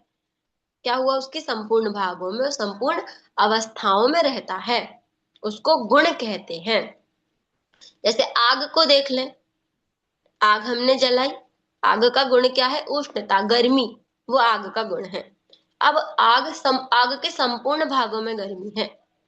आग को यदि नीचे से, जहां से जला रहे हैं वहां से टच करेंगे तो भी गर्म लगेगी, ऊपर जो लौ जल रही है उसको टच करेंगे तो भी गर्म ही लगेगी। और आग जब तक जलती रहेगी, स्टार्टिंग टू एंड, वो गर्म ही रहेगी, कभी भी ठंडी नहीं होगी। इसको कहते हैं गुण। अब जैसे यदि मैं, फॉर एग्जाम्पल, मैं कहूं अकलंक जी ने चश्मा लगाया हुआ है, मैं आपका गुण कहूं कि जो चश्मा लगाते हैं वो कौन है? वो अकलंक जी हैं। तो ये आपका गुण हुआ क्या? ये आपका गुण नहीं हुआ। क्यों नहीं हुआ? हमेशा से तो आपके साथ था नहीं। जब से आपका बर्थ हुआ था तब से तो आपके साथ चश्मा था नहीं, और हमेशा भी नहीं रहता। जैसे किसी को रहता, आप जब पढ़ते होंगे तब चश्मे का यूज करते होंगे, या थोड़ी सी ब्राइटनेस में हम जाते हैं या दिन में जाते हैं तब चश्मे का यूज करते, सोते टाइम तो नहीं करते। तो इससे क्या पता लगा? चश्मा आपका गुण नहीं है। क्यों? वो हमेशा आपके साथ नहीं और हर जगह आपके साथ नहीं है। जो चीज हमारे साथ कैसी हो? संपूर्ण भागों में, मतलब हमेशा हमारे साथ चलती रहे, कभी भी हम उसको छोड़े नहीं, उसको कहते हैं गुण। तो ऐसे ही हम कौन है? हम जीव हैं। तो हमारे गुण की चर्चा हमने जीवा जीव वाले चैप्टर में की थी। क्या की थी? जो ज्ञान दर्शन वाला है वो जीव है। यदि हम ज्ञान दर्शन को जीव का गुण बनाते हैं तो क्या होता है, जीव के संपूर्ण भागों में गुण है। संपूर्ण भागों में कैसा, यहां भी ज्ञान है, फिंगर टिप पे भी ज्ञान है, और यदि मैं अपने टो पे देखूं वहां भी ज्ञान है। कैसे सिद्ध होता है ज्ञान है? हमको क्या लगता है जब ज्ञान की बात आती है सिर्फ दिमाग में ज्ञान है और कहीं ज्ञान नहीं है, ये बात आती है। लेकिन हर जगह ज्ञान है। कैसे पता लगता है? आपकी ये उंगली है, अब यहाँ पर चोट लगी आपको, आपको ज्ञान हुआ कैसे? यदि यहाँ ज्ञान नहीं होता तो आपको समझ में ही नहीं आना चाहिए था कि आपको चोट लगी है, क्योंकि यहाँ भी ज्ञान है। आपको फील हो रहा है ना ज्ञान, हर जगह टो पे लगी कुछ भी फील हुआ, हल्का भारी गरम ठंडा, क्योंकि एक एक प्रदेश पर, पूरे शरीर पर ज्ञान है, क्योंकि ये आत्मा के प्रदेश फैले हुए हैं इसमें, तो पूरे में ज्ञान है और सभी अवस्थाओं में है। मैं छोटी थी तब भी ज्ञान था, भले ही कैसा हो, कम ज्यादा हो जाए। छोटे थे तो छोटे के हिसाब का ज्ञान था, और बड़े हुए और पढ़ाई की तो उस हिसाब का ज्ञान हो गया। चींटी है तो चींटी को उसके लेवल का ज्ञान है, कोई मनुष्य है उसको उसके लेवल का ज्ञान है, लेकिन ज्ञान सबको है। छोटे निगोदिया जीव जिनकी बात करते, उससे लेकर सर्वार्थ सिद्धि के जो देव हैं, बड़े से बड़े देव, उन सबको ज्ञान है। कोई भी ऐसा नहीं जिसको ज्ञान नहीं हो। यदि ज्ञान नहीं है तो वो जीव ही नहीं है। इसको गुण कहते हैं, ये गुण कहलाता है। तो गुण कैसे हैं? जो द्रव्य के संपूर्ण भागों में और उनकी संपूर्ण अवस्थाओं में रहे, वो गुण है। और ऐसे गुणों का जो ग्रुप है वो द्रव्य है। जिन गुणों की हमने बात की, इतने सारे गुणों की, तो उनका जो ग्रुप है वो टोटल सारे मिलकर वो क्या है? वो द्रव्य है। अब द्रव्य कैसे होते हैं? द्रव्य मतलब कितने प्रकार के? तो द्रव्य हैं 6 प्रकार के। कौन कौन से? जीव, पुद्गल, धर्म, अधर्म, आकाश और काल। तो अब इनमें थोड़ा हम डिवाइड करते हैं, जो हम पहले पढ़ रहे थे, जीव और अजीव। यदि हम द्रव्य को 2 कैटेगरी में डिवाइड करें कि जीव द्रव्य और अजीव द्रव्य, तो कैसे कर पाएंगे? जीव द्रव्य जहां लिखेंगे वहां सिर्फ जीव द्रव्य आएगा, लेकिन जहां हमने अजीव द्रव्य लिखा, अजीव लिखा, वहां पर क्या आएगा? पुद्गल, धर्म, अधर्म, आकाश और काल, ये पांचों आ जाएंगे। अब यदि कोई हमसे पूछता है कि पुद्गल और अजीब में क्या डिफरेंस है, हम कहने लगते हैं ना कि पुद्गल और अजीब तो एक ही चीज है, अजीब है वही पुद्गल है। नहीं, डिफरेंस है। क्या डिफरेंस है? जब पुद्गल की बात करेंगे तो सिर्फ पुद्गल द्रव्य आएगा, लेकिन जब हम अजीब द्रव्यों की बात करेंगे तो 5 द्रव्य आएंगे। पुद्गल, धर्म, अधर्म, आकाश और काल, ये 5 द्रव्य अजीब द्रव्य हैं, और पुद्गल है वो पुद्गल द्रव्य है बस। तो ये इनमें थोड़ा सा डिफरेंस हो जाता है, बोलने बोलने में अंतर। नहीं तो हम तो क्या बोलते हैं, अजीब और पुद्गल एक ही चीज तो है, लेकिन नहीं, थोड़ा सा डिफरेंस है इनमें। अब सबसे पहला द्रव्य कौन सा है? जीव द्रव्य। जीव द्रव्य किसको कहते हैं? वही जिसमें ज्ञान, दर्शन, चेतना, इस प्रकार के अनंत गुण पाए जाते हैं, उनको क्या कहते हैं हम? जीव द्रव्य कहते हैं। उनको जीव द्रव्य कहते हैं। ये तो हम पढ़ चुके हैं जीव अजीव वाले चैप्टर में। फिर इसके अपोजिट कि जिनमें ज्ञान, जी जी अकलंक जी बोलिए। म्यूट है आप, अनम्यूट हो जाइए। सॉरी, आपने जो अजीव और पुद्गल है, दोनों में जो भिन्नता बताई है उसको एक बार फिर से क्लियर कीजिए, क्योंकि हम लोगों को ये पता है अभी तक कि अजीव मतलब पुद्गल है, लेकिन आप बोल रहे कि अजीव मतलब पुद्गल, धर्म, अधर्म, आकाश काल, ये पांचों भी अजीव में आते हैं। तो फिर हाँ पुद्गल और अजीव में क्या डिफरेंस है? हाँ, तो वही कह रही हूँ, वही डिफरेंस है कि पुद्गल है वो अजीव के ही अंदर आ जाता है। क्यों? क्योंकि यदि सिर्फ पुद्गल को ही अजीब कहें, यदि हमने ये कह दिया सिर्फ पुद्गल अजीब है, इससे क्या पता लगा कि और सब जीव है। जैसे मैंने, यदि हम 4 लोग बैठे हैं और 4 में से मैंने क्या कहा? मैं ही क्या हूं? गोरी हूं। इससे क्या सिद्ध हो गया कि और जो 4 बैठे हैं वो काले हैं। मैंने बोला नहीं उनको काला, लेकिन ये अपने आप प्रूव हो गया। या फॉर एग्जाम्पल, आप 5 लोग 6 लोग क्लास में हैं, आपने, किसी ने, अकलंक जी आपने बोला मैं ही होशियार हूं। इससे क्या पता लगे? आपने किसी को कुछ बुरा नहीं बोला, अपने लिए अच्छा बोला, लेकिन इससे मुझे क्या समझ में आया कि आपको समझ में ज्यादा आता है, इन सबको कम समझ में आता है। ये समझा? तो यदि हम ये कहेंगे ही, यदि हमने लगा दिया कि पुद्गल ही अजीब है, तो इससे क्या पता लगा कि और जितने हैं वो सब जीव की कैटेगरी में चले जाएंगे। हम ये बोल सकते हैं, जो आप बात बोल रहे हैं उसमें अपन कैसा बोल सकते हैं, पुद्गल भी अजीब है, भी लगा सकते हैं कि पुद्गल भी अजीब है। तो इससे क्या, इससे गुंजाइश है अभी अपने पास आगे कि पुद्गल भी अजीब है, मतलब कुछ और भी चीजें हैं जो अजीब हैं, क्योंकि जो धर्म अधर्म आकाश और काल द्रव्य हैं वो भी अजीब द्रव्य ही हैं, वो जीव नहीं है, क्योंकि उनमें ज्ञान दर्शन नहीं है। ये बात है। जब हमने जो बालबोध एक, आप बात कर रहे हैं बालबोध एक के हिसाब वाली, क्योंकि वहां हमने जीव अजीब पढ़ा था, तो अजीब में सिर्फ शरीर वाला पुद्गल देख रहे थे। तो लेकिन वो बात क्या थी, वो बालबोध एक था। हमने देखा है कि क्या चल रहा है, nursery LKG UKG first second third वाली बात चल रही है। तब नर्सरी के बच्चे को थोड़ी अपन एकदम डिटेल बताएंगे, उसको समझा दिया, एकदम बहुत मोटा वाला ज्ञान करा दिया कि बस तुम अभी इतना तो समझो। फिर अब जब ऊपर आए तो समझा रहे हैं कि अब हमने वहां जो बात की थी उसमें थोड़ा सा और ये डिटेल है, इसको और थोड़ा डिटेल में समझना, ये बात है यहाँ पर। लेकिन जब अपन बात करते हैं तो उसमें शरीर को ही पुद्गल बोलते हैं, ये सही है कि नहीं? नहीं, शरीर यहाँ भी वही बात है, शरीर ही पुद्गल नहीं है। क्यों नहीं है? क्योंकि अकेला पुद्गल द्रव्य है जो दिखता है, 6 द्रव्यों में अकेला पुद्गल द्रव्य है जो दिखता है। यदि सिर्फ मैं बोल दूं सिर्फ शरीर ही पुद्गल है, तो मुझे जो टेबल चेयर, ये मोबाइल फोन, चश्मा, वॉच, ये सब दिख रही, ये क्या है फिर? हम्म।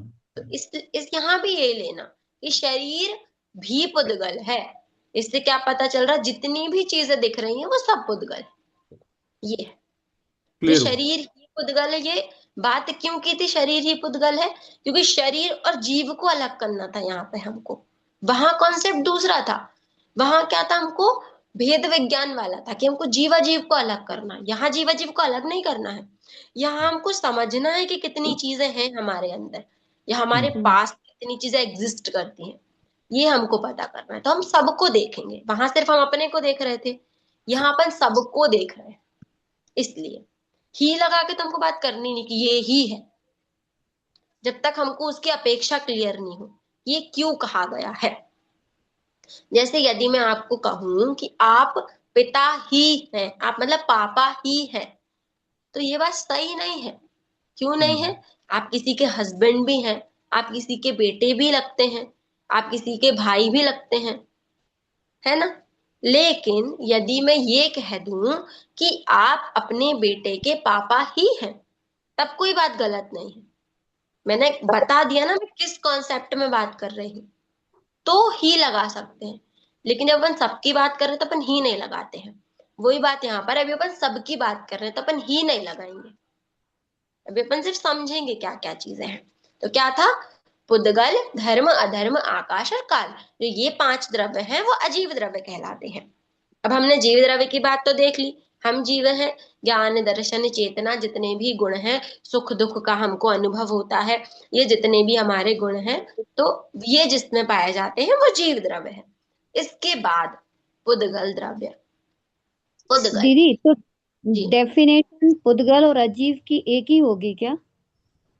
नहीं, अजीव की डेफिनेशन तो हम लगा देंगे वही वाली, जिनमें ज्ञान दर्शन चेतना नहीं है, ये अजीब की डेफिनेशन है, ये पुद्गल की डेफिनेशन नहीं है, ये हुई अजीब हाँ की डेफिनेशन। पुद्गल हाँ। की डेफिनेशन क्या है? जिसमें स्पर्श रस गंध वर्ण पाया जाए वो पुद्गल। समझा भी? अच्छा। इसमें हाँ। अंतर है थोड़ा सा। जब हमने राइट। कहते ज्ञान दर्शन नहीं है तो इन सारों में नहीं है, लेकिन जब हमने हम्म। कहा स्पर्श रस गंध वर्ण वो सिर्फ पुद्गल में है, हम्म। ये इनका डिफरेंस है। हाँ, तो पुद्गल मतलब क्या, जिसमें स्पर्श रस गंध और वर्ण ये 4 गुण पाए जाएं, वो हम्म। पुद्गल है। अब जैसे यदि मैं कहूं कि कुछ भी मेरे हाथ में हो, ये रिंग है मान लो मेरे हाथ में, अब मैं आपको बोलूं तो स्पर्श रस गंध वर्ण पाया जा रहा है इसमें, तो यदि आप बोले कि आपको इसका कोई टेस्ट, मैं इसको टेस्ट करूं तो मुझे इसका कोई टेस्ट तो आ नहीं रहा है, इसका मतलब ये पुद्गल नहीं होनी चाहिए। मैंने इसकी स्मेल ली, मुझे कोई स्मेल नहीं आ रही, तो ये पुद्गल नहीं है क्या? ये है पुद्गल। कैसे पुद्गल है? तो पुद्गल का एक कॉन्सेप्ट है कि है उसमें चारों गुण, लेकिन कभी कभी होता है किसी किसी गुण की अधिकता हो जाती है। जैसे ये रिंग है, इसमें स्पर्श गुण की अधिकता है और वर्ण गुण की अधिकता है, दिख ज्यादा रही है और इसको मैं टच कर पा रही हूँ।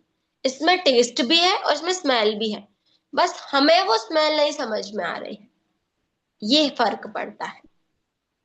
जैसे कोई बदबूदार चीज होती है तो उसमें किसकी मुख्यता होती है, या कोई हम परफ्यूम देख लें, उसमें गंध की अधिकता है, उसको उतना हम ना देख पा रहे हैं, हम परफ्यूम को देख नहीं पा रहे हैं, उसके जो भी छींटे आ रहे हैं, लेकिन उसकी स्मेल आ रही है।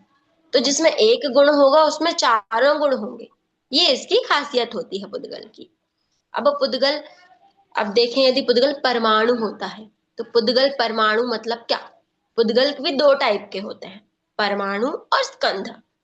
हाँ, परमाणु मतलब क्या कि जिसका हम दूसरा टुकड़ा नहीं कर पाए, इतना छोटा सा एक मॉलिक्यूल जिसके हम एटम जिसको कहते हैं, जिसके हम टुकड़े नहीं कर पाए दूसरे, इतने छोटे लेवल तक पहुंच जाना, उसको क्या कहते हैं, पुद्गल कहते हैं। वो वास्तव मतलब रियली यदि पुद्गल देखें तो वो ही है पुद्गल। क्यों, क्योंकि स्कंध, तो स्कंध क्या होते हैं, परमाणुओं को जोड़ जोड़ के बनते हैं। रियल जो द्रव्य है वो तो परमाणु ही है, क्योंकि स्कंध भी कैसे बन रहे हैं, परमाणुओं को जोड़ जोड़ के बन रहे हैं। जैसे कुछ भी टेबल बनी है, दीवार बनी हुई है, तो कैसे छोटे छोटे से परमाणु थे, वो एक साथ ग्रुप में आ गए तो ये दीवार फॉर्म हो गई। तो काम किनका होता है, परमाणुओं का ही होता है। अब एक कॉन्सेप्ट हम समझे कि परमाणु तो कैसे हैं, क्या देख लिया हमने कि उसका कोई दूसरा टुकड़ा नहीं हो सकता। अब दूसरा टुकड़ा नहीं हो सकता तो हमको दिखेगा नहीं, ये बात समझ में आ गई, दिखेगा नहीं। अब दिखेगा नहीं तो इससे तो पता लग गया, अब जब दिख ही नहीं रहा है तो हम उसको टेस्ट कैसे कर पाएंगे, उसकी स्मेल कैसे ले पाएंगे, टच कैसे कर पाएंगे। तो इससे क्या पता लगा कि परमाणु को तो कहो मत पुद्गल, जब दिख ही नहीं रहा है, उसका टेस्ट ही नहीं आ रहा, तो पुद्गल कैसे हुआ वो। तो इसके लिए कहते हैं कि हमको नहीं दिख रहा है, हम तो कैसे, हमारी तो मोटी मोटी आंखें, हमको कम दिखता है, किसी को चार अक्षर ज्यादा दिख जाए, किसी को चार अक्षर कम दिखते हैं, बहुत सारी चीजें हमको नहीं दिखती। जैसे 2 किलोमीटर दूर का है, हमको नहीं दिख रहा है, तो क्या रास्ता नहीं है, 2 किलोमीटर दूर रास्ता है लेकिन हमको दिख नहीं रहा है। तो वैसे ही जो पुद्गल परमाणु, उनको हम नहीं देख पा रहे हैं, लेकिन जो केवली भगवान है वो उनको भी देख पाते हैं।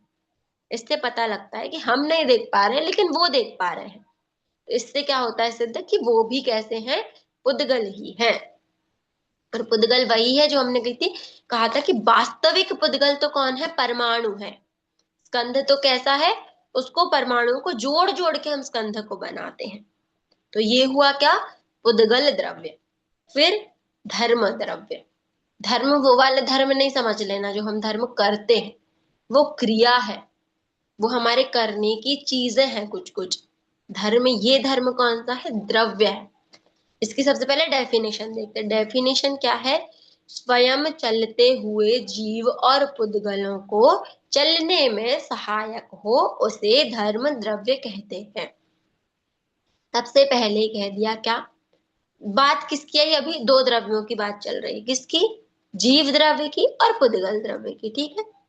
तो इसको ही क्या कहते हैं, इससे पता लग रहा है सिर्फ जीव और पुद्गल चल सकते हैं और कोई द्रव्य चल नहीं सकता। जिसको यदि हम अपनी लैंग्वेज कहें, ग्रंथ की लैंग्वेज कहें, तो क्या है, क्रियावती शक्ति।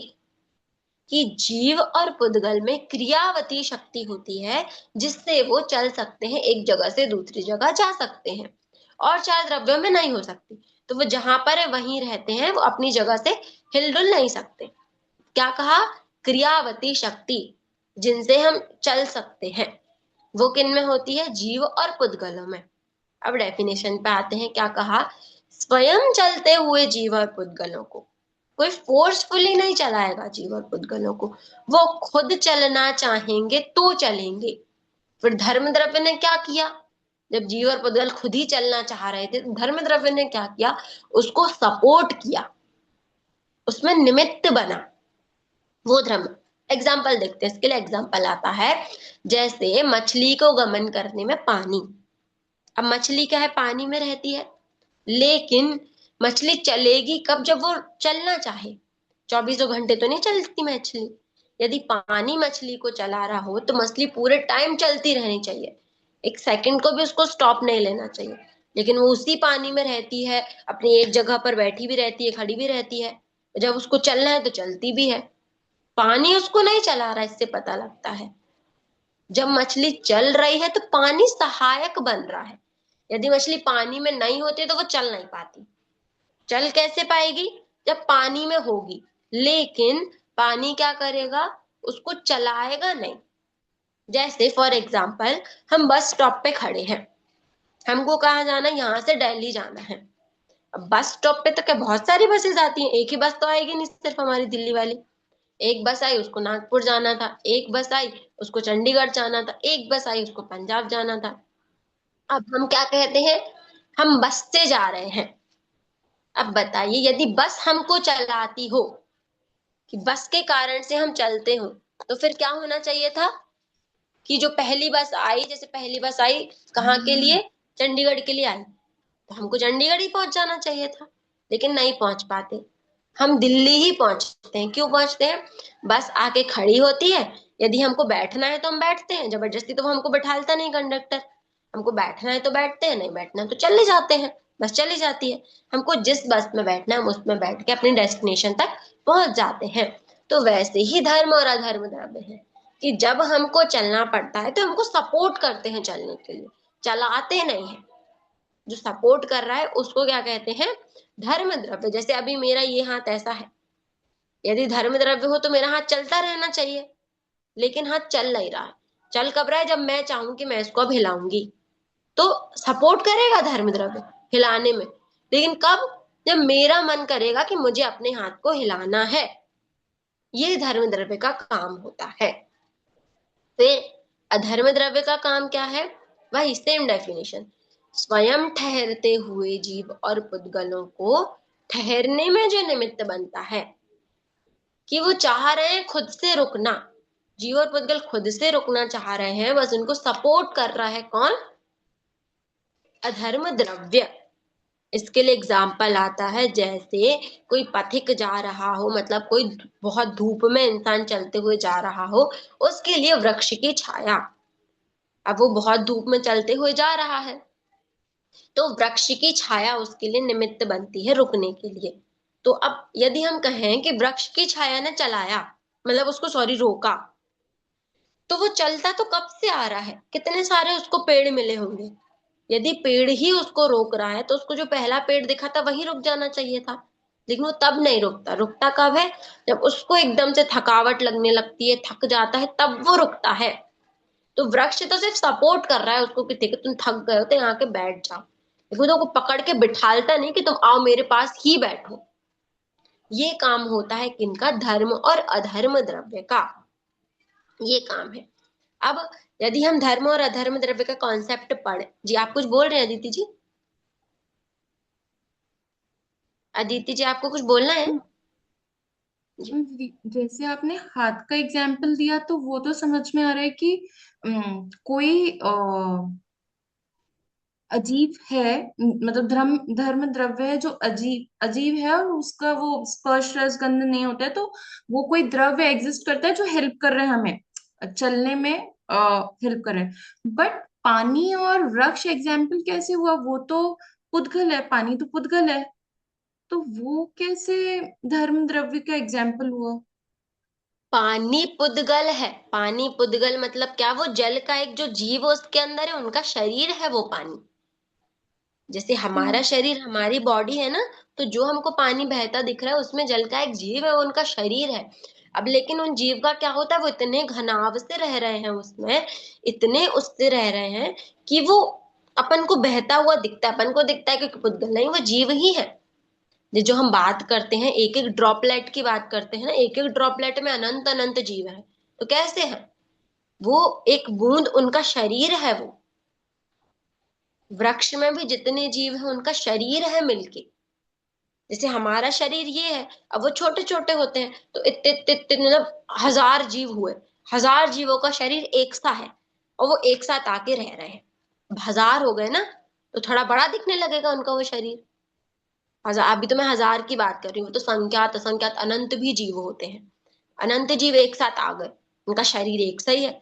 अब वो ग्रुप में आएंगे तो कितने सारे दिखने लगेंगे।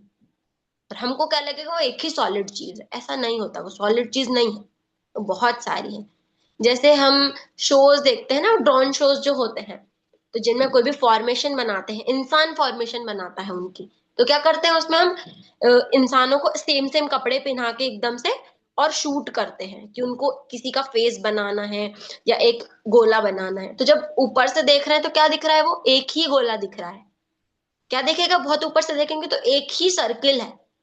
लेकिन जब एकदम नीचे से इंडिया का मैप बनाया है किसी ने, 10 लोग व्हाइट कलर के पहने, 10 तो क्या, 50 लोगों ने व्हाइट पहना है, 50 लोगों ने ग्रीन पहना, 50 लोगों ने ऑरेंज पहना है। अब जब ऊपर से देख रहे हैं तो अपन को 3 ही कलर दिख रहे हैं और कुछ नहीं दिख रहा।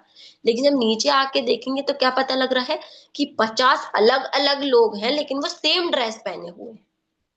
वैसे ही इनका कॉन्सेप्ट है कि अनंतों जीव हैं लेकिन उनका शरीर एक सा है। तो अपन को ऐसा लगता है वो एक ही फ्लो में चीज चल रही, एक ही चीज नहीं है वो, अनंतों जीवों का शरीर मिला के वो ऐसा पानी है। और उसका भी है। अपन देखो अपनी चीज को फील कर सकते हैं, अपन फील किन चीजों को कर सकते हैं, जो अपन को दिखे। अपन अपने हाथ को, जैसे आपने बोला हाथ का समझ में आ रहा है, तो अपन अपने आप अपने हाथ को तो फील कर सकती है। चेयर वगैरह को फील कर सकती है कि चेयर आप यहाँ से उठा के रख देती है तो चेयर एक जगह से दूसरी जगह जा सकती है।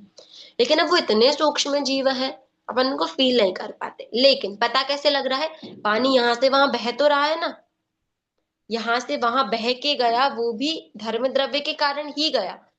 यदि धर्म द्रव्य नहीं होता तो वो स्टेबल रहना चाहिए था, पानी एकदम स्टेबल होना चाहिए था, हिल भी नहीं सकता। पेड़ होता है, पेड़ भी जब हवाएं आती तो हिलता है।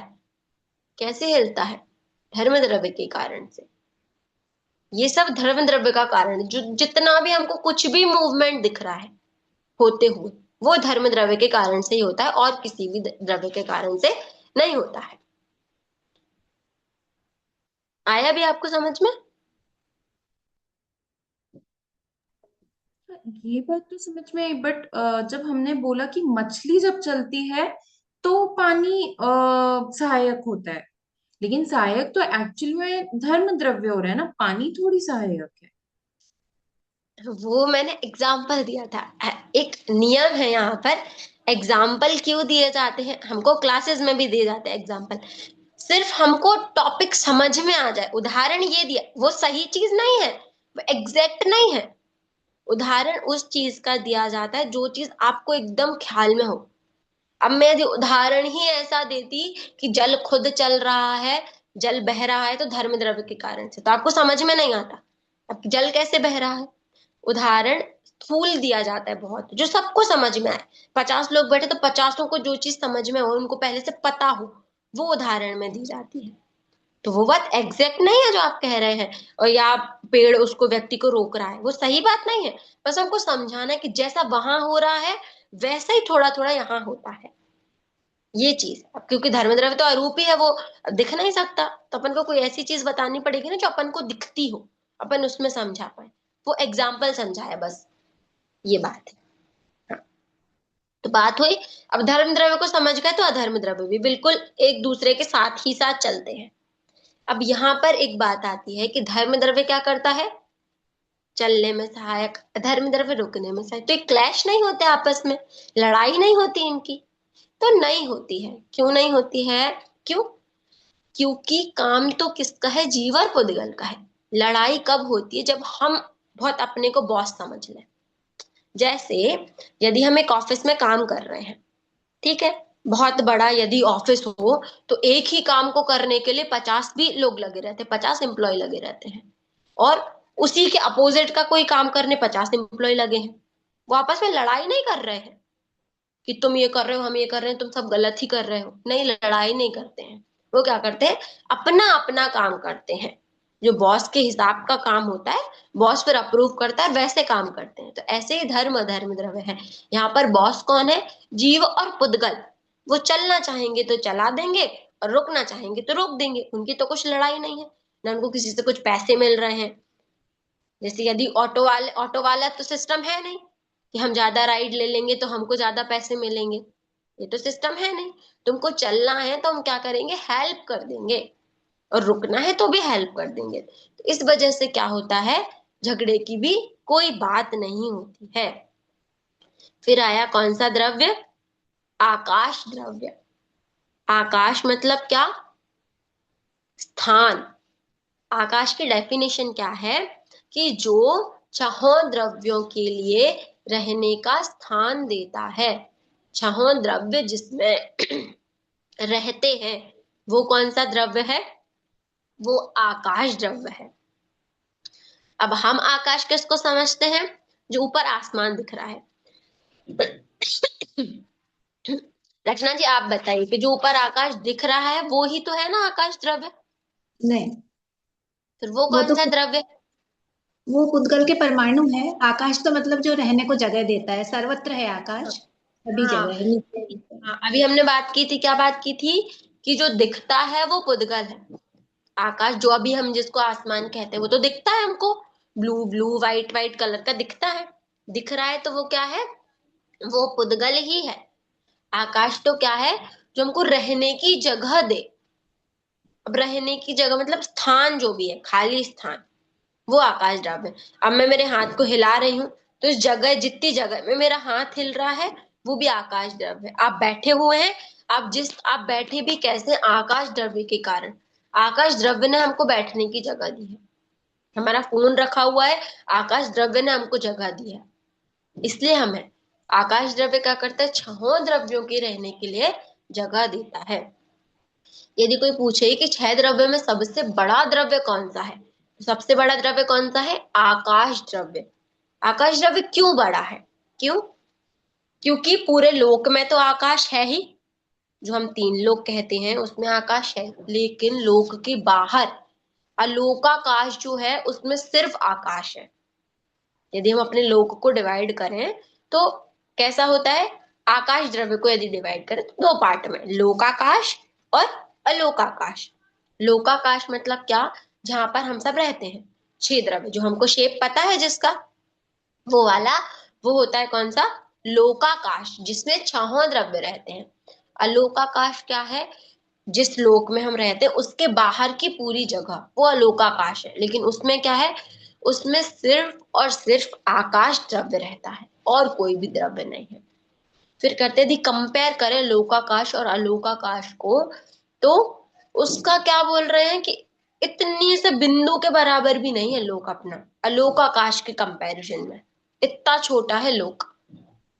इसलिए कहते हैं कि आकाश द्रव्य कितना बड़ा होगा, क्योंकि पूरे लोक में तो है ही, तो लोक से कितना ज्यादा बड़ा कह दिया अलोकाकाश को, और उसमें भी पूरे में आकाश द्रव्य फैला हुआ है। इसलिए सबसे बड़ा द्रव्य कौन सा है? आकाश द्रव्य सबसे बड़ा द्रव्य है। फिर बात आती है किसकी? काल द्रव्य की। काल द्रव्य, काल द्रव्य क्या? जो भी चेंजेस होते हैं। अब काल द्रव्य को दो टाइप से हम समझ सकते हैं, व्यवहार और निश्चय। निश्चय क्या होता है? जो नॉर्मल चेंजेस होते हैं हमारे अंदर, जैसे हम बचपन में थे, बचपन से थोड़े बड़े, थोड़े थोड़े बड़े, और ये चेंजेस कैसे होते हैं? डेली बेसिस पे होते हैं चेंजेस। लेकिन होता क्या है? हम नोटिस नहीं कर पाते, बहुत मिनिमल चेंजेस होते हैं तो हम नोटिस नहीं कर पाते। जैसे अपन अपना एग्जाम्पल देख लें कि हम किसी के साथ रह रहे हैं, हम दो बहनें रह रहे हैं, तो आपस में हम एक दूसरे को एक साल बाद भी देखेंगे तो हमको लगता है ऐसी तो है, ये चेंज नहीं हुई। लेकिन यदि कोई तीसरा व्यक्ति हमको एक साल बाद देखेगा तो क्या सब बता देगा, तुम्हारे अंदर ये चेंजेस हो गए, तुम्हारे थोड़े बाल लंबे हो गए, तुम्हारी आंख थोड़ी बड़ी हो गई, तुम्हारे लिप्स बड़े हो गए, तुम्हारे हाथ बड़े हो गए। तो ये एक साथ तो पूरा चेंज हुआ नहीं था कि हम एक सुबह को सो के उठे और हमारे हाथ इतने बड़े बड़े हो गए, हमारे बाल एकदम बड़े बड़े हो गए, नहीं हुआ। ये चेंजेस हुए कैसे थे? डेली बेसिस पे हुए, बस क्या तो हम नोटिस नहीं कर पाए। तो वही काल द्रव्य है कि डेली बेसिस पे चेंजेस होते हैं, हम उसको नोटिस कर पाए या नहीं कर पाए उसको काल द्रव्य कहते हैं। ये हुआ निश्चय काल। व्यवहार काल क्या है? जो हम टाइम देखते हैं, 1 घंटा हो गया, 2 घंटे हो गए, 3 घंटे हो गए, आज संडे है, कल मंडे है, ये जो देखते हैं व्यवहार काल है। ये दोनों क्या होता है? टाइम की बात है। अब हम थोड़ा सा इनके प्रदेश देख लेते हैं। ये कौन द्रव्य कितने प्रदेशी होता है? कितने प्रदेशी इन द सेंस, प्रदेश क्या कहलाता है कि जब एक जो परमाणु है या कुछ भी है वो एक उसकी जगह घेरे, आकाश का जो एक प्रदेश है उसकी जगह घेरे एक प्रदेश। समझा कि जो एक प्रदेश है वो आकाश की एक जगह घेरे, वो एक प्रदेश कहलाता है। अब जीव के कितने प्रदेश हैं? तो जीव है असंख्यात प्रदेशी। एक जीव के असंख्यात प्रदेश है, एक जीव असंख्यात प्रदेशी है। उद्गल के कितने प्रदेश हैं? उद्गल का एक प्रदेश भी है। एक प्रदेश क्यों है? परमाणु, जो परमाणु है वो एक प्रदेशी है। फिर उद्गल संख्यात भी हो सकते हैं, असंख्यात भी हो सकते हैं, अनंत भी हो सकते हैं। क्यों? क्योंकि वो तो स्कंध बन रहे हैं, तो पुद्गल को जोड़ के बन रहे हैं। अगर संख्यात जो है 10-15 जो है स्कंध मिल गए, परमाणु मिल गए, तो 10-15 प्रदेश का स्कंध बन गया। असंख्यात मिल गए तो असंख्यात प्रदेशी बन गया। अनंत परमाणु मिल गए तो अनंत प्रदेशी स्कंध बन गया। तो ये उनके मिलने पर डिपेंड करता है। धर्म द्रव्य कैसा है? असंख्यात प्रदेशी। और अधर्म द्रव्य भी कैसा है? असंख्यात प्रदेशी। अभी असंख्यात असंख्यात प्रदेशी कैसे हैं? पूरा जो हमारा लोकाकाश है उसमें फैले हुए हैं एकदम। जैसे गुड़ में मिठास, नींबू में खट्टापन, पूरे नींबू में खट्टापन है, वैसे ही पूरे लोकाकाश में धर्म और अधर्म द्रव्य है। क्यों है धर्म और अधर्म द्रव्य? क्योंकि पूरे लोक में जीव हैं। अब ये थोड़ी कहीं है कि नीचे के पार्ट में जो जीव रहेंगे वहां पर धर्म द्रव्य काम करेगा, तो वहां तुम्हें चलना हो तो चल सकते हो, ऊपर का जो पार्ट है वहां पर अधर्म द्रव्य, वहां रुक सकते हो। ये नहीं है। पूरे ही लोक में धर्म और अधर्म दोनों द्रव्य है, कि जीव पूरे लोक में जहां भी जाना चाहे वहां पर जा सकता है, और जहां भी रुकना चाहे वहां पर रुक सकता है। तो ये कैसे? असंख्यात प्रदेशी। तो काल द्रव्य वो आकाश द्रव्य। जी अकलंक जी बोलिए। प्रदेश किस संदर्भ में आप बोल रहे हैं? प्रदेश असंख्यात मैंने शुरू प्रदेश में बताया, आकाश का एक प्रदेश समझे, मतलब आकाश का एक प्रदेश क्या बोलूं, बहुत छोटी जो जगह है। आकाश हाँ, लोक अपना कैसा है? असंख्यात प्रदेशी। ठीक है, असंख्यात हम काउंटिंग समझे, असंख्यात लोक है। अब उसकी एक एक काउंटिंग पे एक एक जो परमाणु है या प्रदेश है जितनी जगह लेता है उसको एक मॉलिक्यूल, प्रदेश। मॉलिक्यूल। हाँ, मॉलिक्यूल्स एक जगह लेता है। हम्म, मॉलिक्यूल्स तो पुद्गल के हुए, अब जीव के भी प्रदेश होंगे तो वो जगह लेता है। लेकिन मूल रूप से ये एटम्स की बात होती है कि एक जितनी जगह वो ले उसको एक प्रदेश कहते हैं। तो ऐसे ही कितना है? लोक हमारा असंख्यात प्रदेशी है। और लोक यदि असंख्यात है तो धर्म और अधर्म को भी असंख्यात ही होना पड़ेगा, क्योंकि पूरे लोक में लोग चल रहे हैं, रुक रहे हैं। कोई भी ऐसी स्पेसिफिक जगह नहीं है जहां चलेंगे और रुकेंगे। इसलिए पूरे लोक में धर्म और अधर्म द्रव्य फैले हुए हैं। अब यदि आकाश देखें तो आकाश तो कैसा? अनंत प्रदेशी है। कैसा? लोकाकाश तो असंख्यात प्रदेशी है, लेकिन उसके बाद जब हमने अलोकाकाश की बात की वो बहुत बड़ा है, तो वो अनंत प्रदेशी है। उसके बाद काल द्रव्य। काल द्रव्य कैसा है? एक प्रदेशी है। अब यहाँ पर थोड़ी समझने की बात है, काल द्रव्य एक प्रदेशी है तो क्यों है? तो काल द्रव्य एक प्रदेशी इन द सेंस, जो हमने और द्रव्य कहे हैं वो, जैसे पुद्गल कहे तो पुद्गल मिल सकता है, जीव हैं आपस में मिल जाते हैं। लेकिन जो काल द्रव्य है वो कैसा है कि लोकाकाश के जो एक एक प्रदेश की हमने बात की है, उस एक प्रदेश पर एक ही काल है, वो चेंज नहीं होते आपस में, वो आपस में जुड़े हुए नहीं है। धर्म द्रव्य भी है, बट धर्म द्रव्य आपस में कनेक्ट है। बट काल द्रव्य एक काल द्रव्य से जो दूसरा काल द्रव्य है वो कनेक्ट नहीं है, तो इसलिए वो कैसा है? एक प्रदेशी। काल द्रव्य है असंख्यात, यदि उनकी काउंटिंग देखें तो असंख्यात है, लेकिन वो आपस में कनेक्शन उनका कुछ भी नहीं है, इसलिए उनको क्या कह देते हैं? प्रदेश नहीं है उनके, एक प्रदेश है। जिनको हम पंचास्तिकाय की भी जब बात करते हैं तो पंचास्तिकाय द्रव्य कौन कौन से हैं? जीवास्तिकाय, उद्गलास्तिकाय, धर्मास्तिकाय, अधर्मास्तिकाय और आकाशास्तिकाय। काल द्रव्य अस्तिकाय नहीं है। क्यों नहीं है? क्योंकि उसके बहुत प्रदेश नहीं होते। बहुत प्रदेश से मतलब क्या? एक प्रदेश से जो दूसरा प्रदेश है वो कनेक्ट नहीं है। अब यदि हमने जो पुद्गल का कॉन्सेप्ट देखा था, पुद्गल का जो एक परमाणु देखा था, तो फिर पुद्गल भी तो एक परमाणु है, काल भी एक परमाणु है। लेकिन पुद्गल द्रव्य में क्या पॉसिबिलिटीज हैं? वो स्कंद बन सकता है, वो आपस में जुड़ जाते हैं। परमाणु नहीं जुड़ रहा है, लेकिन उसमें है ये कि वो जुड़ सकता है। के लिए उदाहरण भी आता है। एक आता है बांझ स्त्री का और एक आता है नॉर्मल स्त्री जिसकी शादी नहीं हुई है। इसको हम समझ सकते हैं। जो बांझ स्त्री है उसका तो क्या है, उसको बच्चा हो ही नहीं सकता है। लेकिन जो लड़की कैसी जिसके भी शादी नहीं हुई है तो उसका की भी शादी हुई नहीं है, होगी तो उसको बच्चा हो सकता है।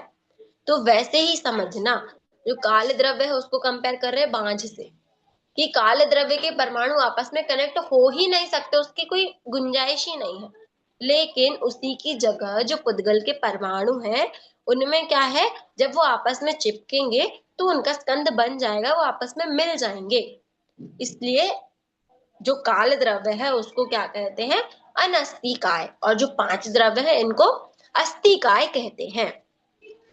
अब यदि द्रव्य की काउंटिंग देखें, काउंटिंग कैसी है, तो काउंटिंग कैसे, नहीं नहीं एक बात और मुझे बतानी थी, अभी ध्यान दें। हाँ, यहाँ पर एक क्वेश्चन आता है, क्या आता है, बहुत लोगों को होता है। हमने जीव के प्रदेश कैसे देखे, जीव कितने प्रदेशी है, असंख्यात प्रदेशी। लेकिन जब जीव की काउंटिंग करते हैं ना कि जीव है कितने पूरे संसार में, तो जीव कैसे हैं, अनंत है। अब आप बताओ लोग कैसा है, असंख्यात प्रदेशी। अभी काउंटिंग दिमाग में रखनी है, लोग कितना था, असंख्यात प्रदेशी था। एक जीव के प्रदेश कितने थे, असंख्यात थे। लेकिन जीव है कितने, अनंत है। अब सोचिए ये अनंत जीव असंख्यात प्रदेश लेकर इस लोक में कैसे बन सकते हैं। ये शंका ही समझ में अपन करते, समाधान करते, शंका समझ में आई, इक्वेशन उठा क्या। अदिति जी आपको आई समझ में, एक बार और बोलूं। हाँ, क्या हुई बात कि जी आप सिर्फ काउंटिंग देखेगा, आप ये काउंटिंग की थोड़ी सी दिक्कत है। जीव कैसे थे, असंख्यात प्रदेशी थे, ठीक है। जीव रहते कहाँ हैं, लोकाकाश में, मतलब लोक में रहते हैं। लोक कैसा है, असंख्यात प्रदेशी। अब असंख्यात इज इक्वल्स टू असंख्यात, हो गया सब कुछ कट, कुछ बचा नहीं।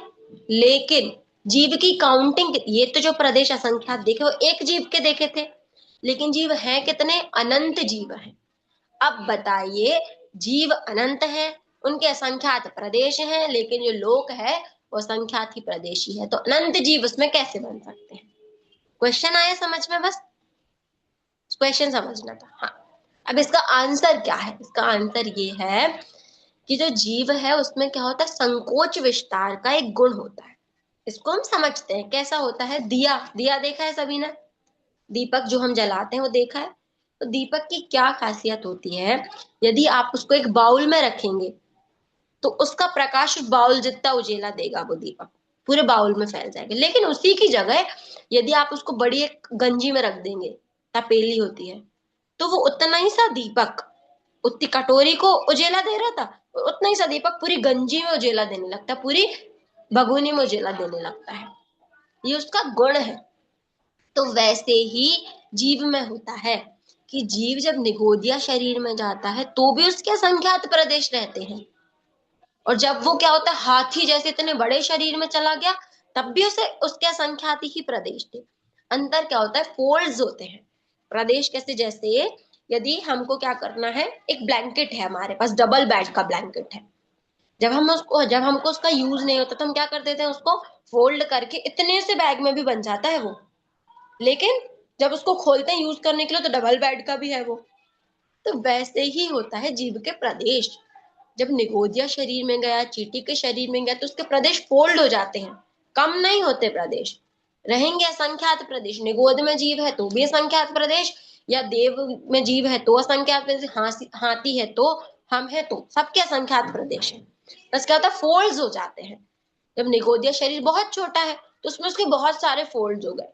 अब उससे बढ़ के चींटी के शरीर में आएगा तो एक दो फोल्ड खुल गए, फिर आया किसके, बंदर के शरीर में तो दो चार फोल्ड खुल गए, फिर हाथी के शरीर में तो बहुत सारे फोल्ड्स खुल गए। तो इस तरीके से वो क्या से कैसे होते हैं, वो इस पूरे लोक में बन जाते हैं अनंत जीव भी। यदि इसको हम ग्रंथ की लैंग्वेज में कहें तो क्या कह सकते हैं, संकोच विस्तार शक्ति जीव में होती है, उसके कारण से जीव जितनी भी उसको जगह मिलती है उतने में बन जाता है, कोई भी प्रॉब्लम नहीं आती। अब हम देखते हैं जीव की काउंटिंग कि होते कितने। अभी तो अपन ने प्रदेश देखे थे, ये कितनी जगह में है। अब देखेंगे काउंटिंग, क्वांटिटी कितनी है, तो क्वांटिटी कितनी है, जीव है अनंत, जीव कितने हैं अनंत, पुद्गल अनंतानंत, जीव अनंत थे, पुद्गल अनंतानंत, क्योंकि कितनी चीजें हैं जो हमको दिखती हैं। अनंत जो देखो, अनंत जितने अनंत जो जीव हैं उन जीवों के शरीर ही मान लो सबसे पहले तो अनंत तो यही हो गया पुद्गल, लेकिन उसके बावजूद कितनी चीजें जो हमको दिखती हैं, इसलिए पुद्गल कैसा है, अनंतानंत।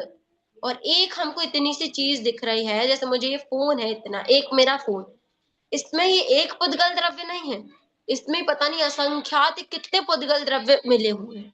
इसलिए पुद्गल द्रव्य कैसे होते, अनंतानंत। धर्म द्रव्य कैसा है, एक। अभी बात की थी ना, भली असंख्यात प्रदेशी है, पूरा फैला हुआ है, लेकिन वो इंटरकनेक्ट है, वो एक ही चीज है। जैसे चादर है, चादर भले बहुत बड़ी हो, एक रूम जितनी भी हो, लेकिन यदि वो आपस में जुड़ी है तो चादर तो एक ही कहेंगे, कितनी भी बड़ी हो। वैसे ही अधर्म द्रव्य, सेम कॉन्सेप्ट है धर्म और अधर्म द्रव्य का। फिर आकाश द्रव्य भी कैसा है, एक है आकाश द्रव्य, उसके प्रदेश बहुत सारे हैं, जगह उसको बहुत सारी चाहिए, लेकिन चीज एक ही है वो आकाश द्रव्य, उसमें कोई चेंज नहीं। चादर वाली बात की ना, चादर वाली बात समझना, आकाश द्रव्य में इतनी बड़ी चादर है, लेकिन है वो आकाशी द्रव्य, एक ही द्रव्य है। और काल द्रव्य कैसे हैं, असंख्यात। बात की थी ना, एक एक प्रदेश पर एक एक काल द्रव्य रहता है, तो उसकी काउंटिंग तो असंख्यात है, बस वो आपस में इंटरकनेक्ट नहीं है, इसलिए वो क्या है, प्रदेश नहीं है उसको, उसके एक ही प्रदेश है। इसलिए इतना हुआ ये हमारा 6 द्रव्यों का कॉन्सेप्ट। अभी आया इसमें से किसी को कुछ पूछना, जी अकलंक जी बोलिए आप। ये काल द्रव्य जो है, इसमें जी हर समय परिणमन होता है, इसलिए जी, एक प्रदेशी बोलते हैं क्या इसको? क्योंकि हर समय परिवर्तन होने से एक प्रदेशी नहीं है। मैं हम्म, थोड़ा सा और बताती हूँ। अस्थिकाय, अपन अस्थिकाय को करेंगे तो समझ जाएंगे। अस्थि और काय दो चीजें से मिलके अस्थिकाय बना है, अपन ने देखा ना काल द्रव्य अस्थिकाय नहीं है। अब बताते हैं, अस्थि मतलब होता है होना, काल द्रव्य द्रव्य तो है, लेकिन वो काय नहीं है। काय मतलब क्या, बहुप्रदेशी, मतलब उसकी एक बॉडी होते हुए प्रदेश बहुत सारे होना। समझा, बॉडी एक ही है लेकिन उसमें बहुत सारे प्रदेश हैं, बहुत सारी थोड़ी ज्यादा जगह को घेरे हुए हैं, वो बहुकाय है। लेकिन काल द्रव्य में ऐसा सिस्टम है ही नहीं। काल द्रव्य तो कैसा है, एक प्रदेश पर एक काल द्रव्य है, और जो दूसरे प्रदेश पर काल द्रव्य है उससे उसको कुछ भी लेना देना नहीं है। इसको किसकी मतलब द्रव्य संग्रह जी में कहा है, रत्नों की राशि के समान। जैसे रत्न होते हैं, तो रत्न यदि मैं अपने इस पर हाथ पर ब्रेसलेट पहनूं, ब्रेसलेट में एक मोती इधर है, एक मोती इधर, एक मोती इधर, अपन कितना भी ट्राई कर लो वो मोती आपस में मिलेंगे नहीं, कितना भी ट्राई कर ले। तो वैसे ही काल द्रव्य है, रहते बिल्कुल चिपक चिपक के हैं, बट आपस में कभी मिलते नहीं है, इसलिए वो अस्थिकाय नहीं है, इसलिए उसको एक प्रदेशी कहा गया है। अब ये बात हो गई, हमने काउंटिंग देख ली इनकी। अब बात है कि द्रव्य ही है लोक में और भी कुछ लोक में है, तो इससे क्या पता लगता है कि द्रव्य को छोड़कर लोक में और कुछ भी नहीं है। क्योंकि जब विश्व कहते ही किसको है, जो लोक है किसको कहते हैं, 6 द्रव्यों के समूह को, 6 द्रव्यों का जो ग्रुप है उसको क्या कहते हैं, उसको लोक कहते हैं। 6 द्रव्यों को छोड़कर लोक कुछ भी नहीं है। फिर बात आती है, अब इस लोक को बनाया किसने, अब लोक है तो सही, इसको बनाया किसने, तो जब 6 द्रव्यों को ही किसी ने नहीं बनाया, तो 6 द्रव्यों से मिलके जो लोक बना है उसको कोई कैसे बना सकता है। तो इससे क्या पता लगा, लोक को भी किसी ने नहीं बनाया। जब किसी ने नहीं बनाया तो कोई उसकी रक्षा भी नहीं कर सकता है और कोई उसको मिटा भी नहीं सकता है। तो ये हमको क्या होता है, फायदा होता है ये पढ़ने से। नहीं हमको क्या डर लगा रहता है कि हमारी तो पूरी पृथ्वी, कितने सारी न्यूज़ेस आती है, हमारी तो पूरी पृथ्वी नष्ट होने वाली है इतने सालों बाद, इतने एटम बम गिरेंगे तो हम तो पूरे नष्ट हो जाएंगे, हम सब मर जाएंगे। तो ये पढ़ने से हमें समझ में आता है एक एक द्रव्य स्वतंत्र है। मैं भी जीव द्रव्य हूं, मैं भी स्वतंत्र हूं, कोई दूसरा मुझे नहीं मार सकता।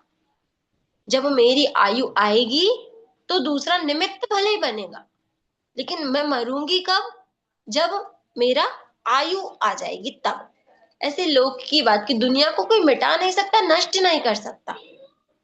जब क्या होगा, सिर्फ दुनिया में क्या होता है, परिवर्तन। लोक में थोड़ा जो द्रव्य है, द्रव्यों में परिवर्तन होता है, उससे लोक में भी थोड़े से चेंजेस बस हो सकते हैं। इसको कोई भी ना बना सकता है ना मिटा सकता है। इससे हमारा क्या होता है, इन सबको पढ़ने से डर खत्म होता है। और जैसे अभी हमने 6 द्रव्य का स्वरूप पढ़ा, तो इसमें क्या था कि कोई भी तरफ एक दूसरे में हस्तक्षेप नहीं करते, इंटरफेयर नहीं कर रहा है। धर्म द्रव्य एक ही जगह पर रह रहे हैं। धर्म द्रव्य अधर्म द्रव्य से कुछ नहीं कहता है, ना अधर्म द्रव्य धर्म द्रव्य से कुछ कहता है। तो वैसे ही हमको भी क्या पता चलता है कि हम भी एक दूसरे के कुछ करने वाले नहीं है, हम अपना कार्य करने वाले हैं। दो द्रव्य सोचो, द्रव्य तो कैसे अजीव द्रव्य है वो, जीव भी नहीं।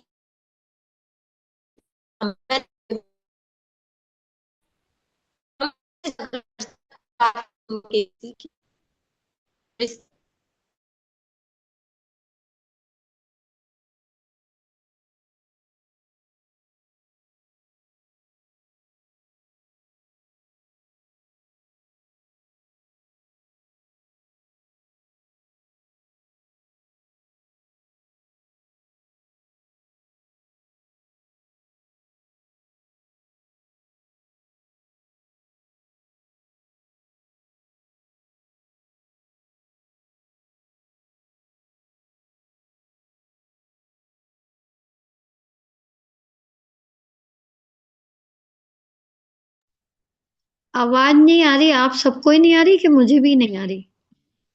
हाँ, नहीं आ रही है। अच्छा।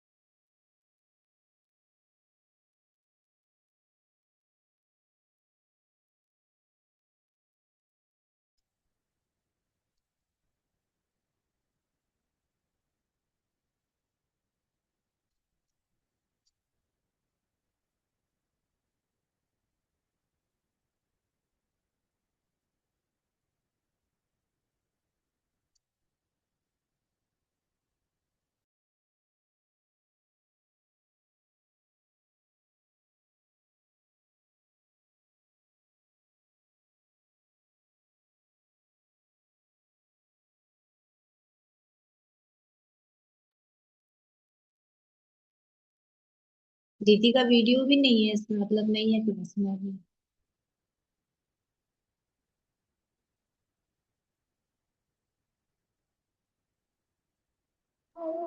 आई थिंक नेटवर्क का इशू है। जूम में ना थोड़ा प्रॉब्लम जाती है, तो मेरे ख्याल से अभी वीडियो में भी नहीं है। Right right.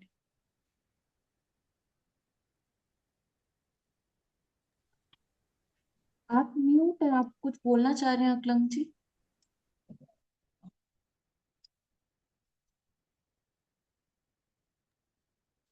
हेलो। हाँ, वो दीदी से बात हुई अभी, उनका नेटवर्क नहीं मिल रहा उनको। तो आज की क्लास यहीं समाप्त करेंगे। और अगले मंडे को कंटिन्यू करेंगे। ओके। ठीक है। जय जय जिनेंद्र। जिनेंद्र जय सभी। जिनेंद्र।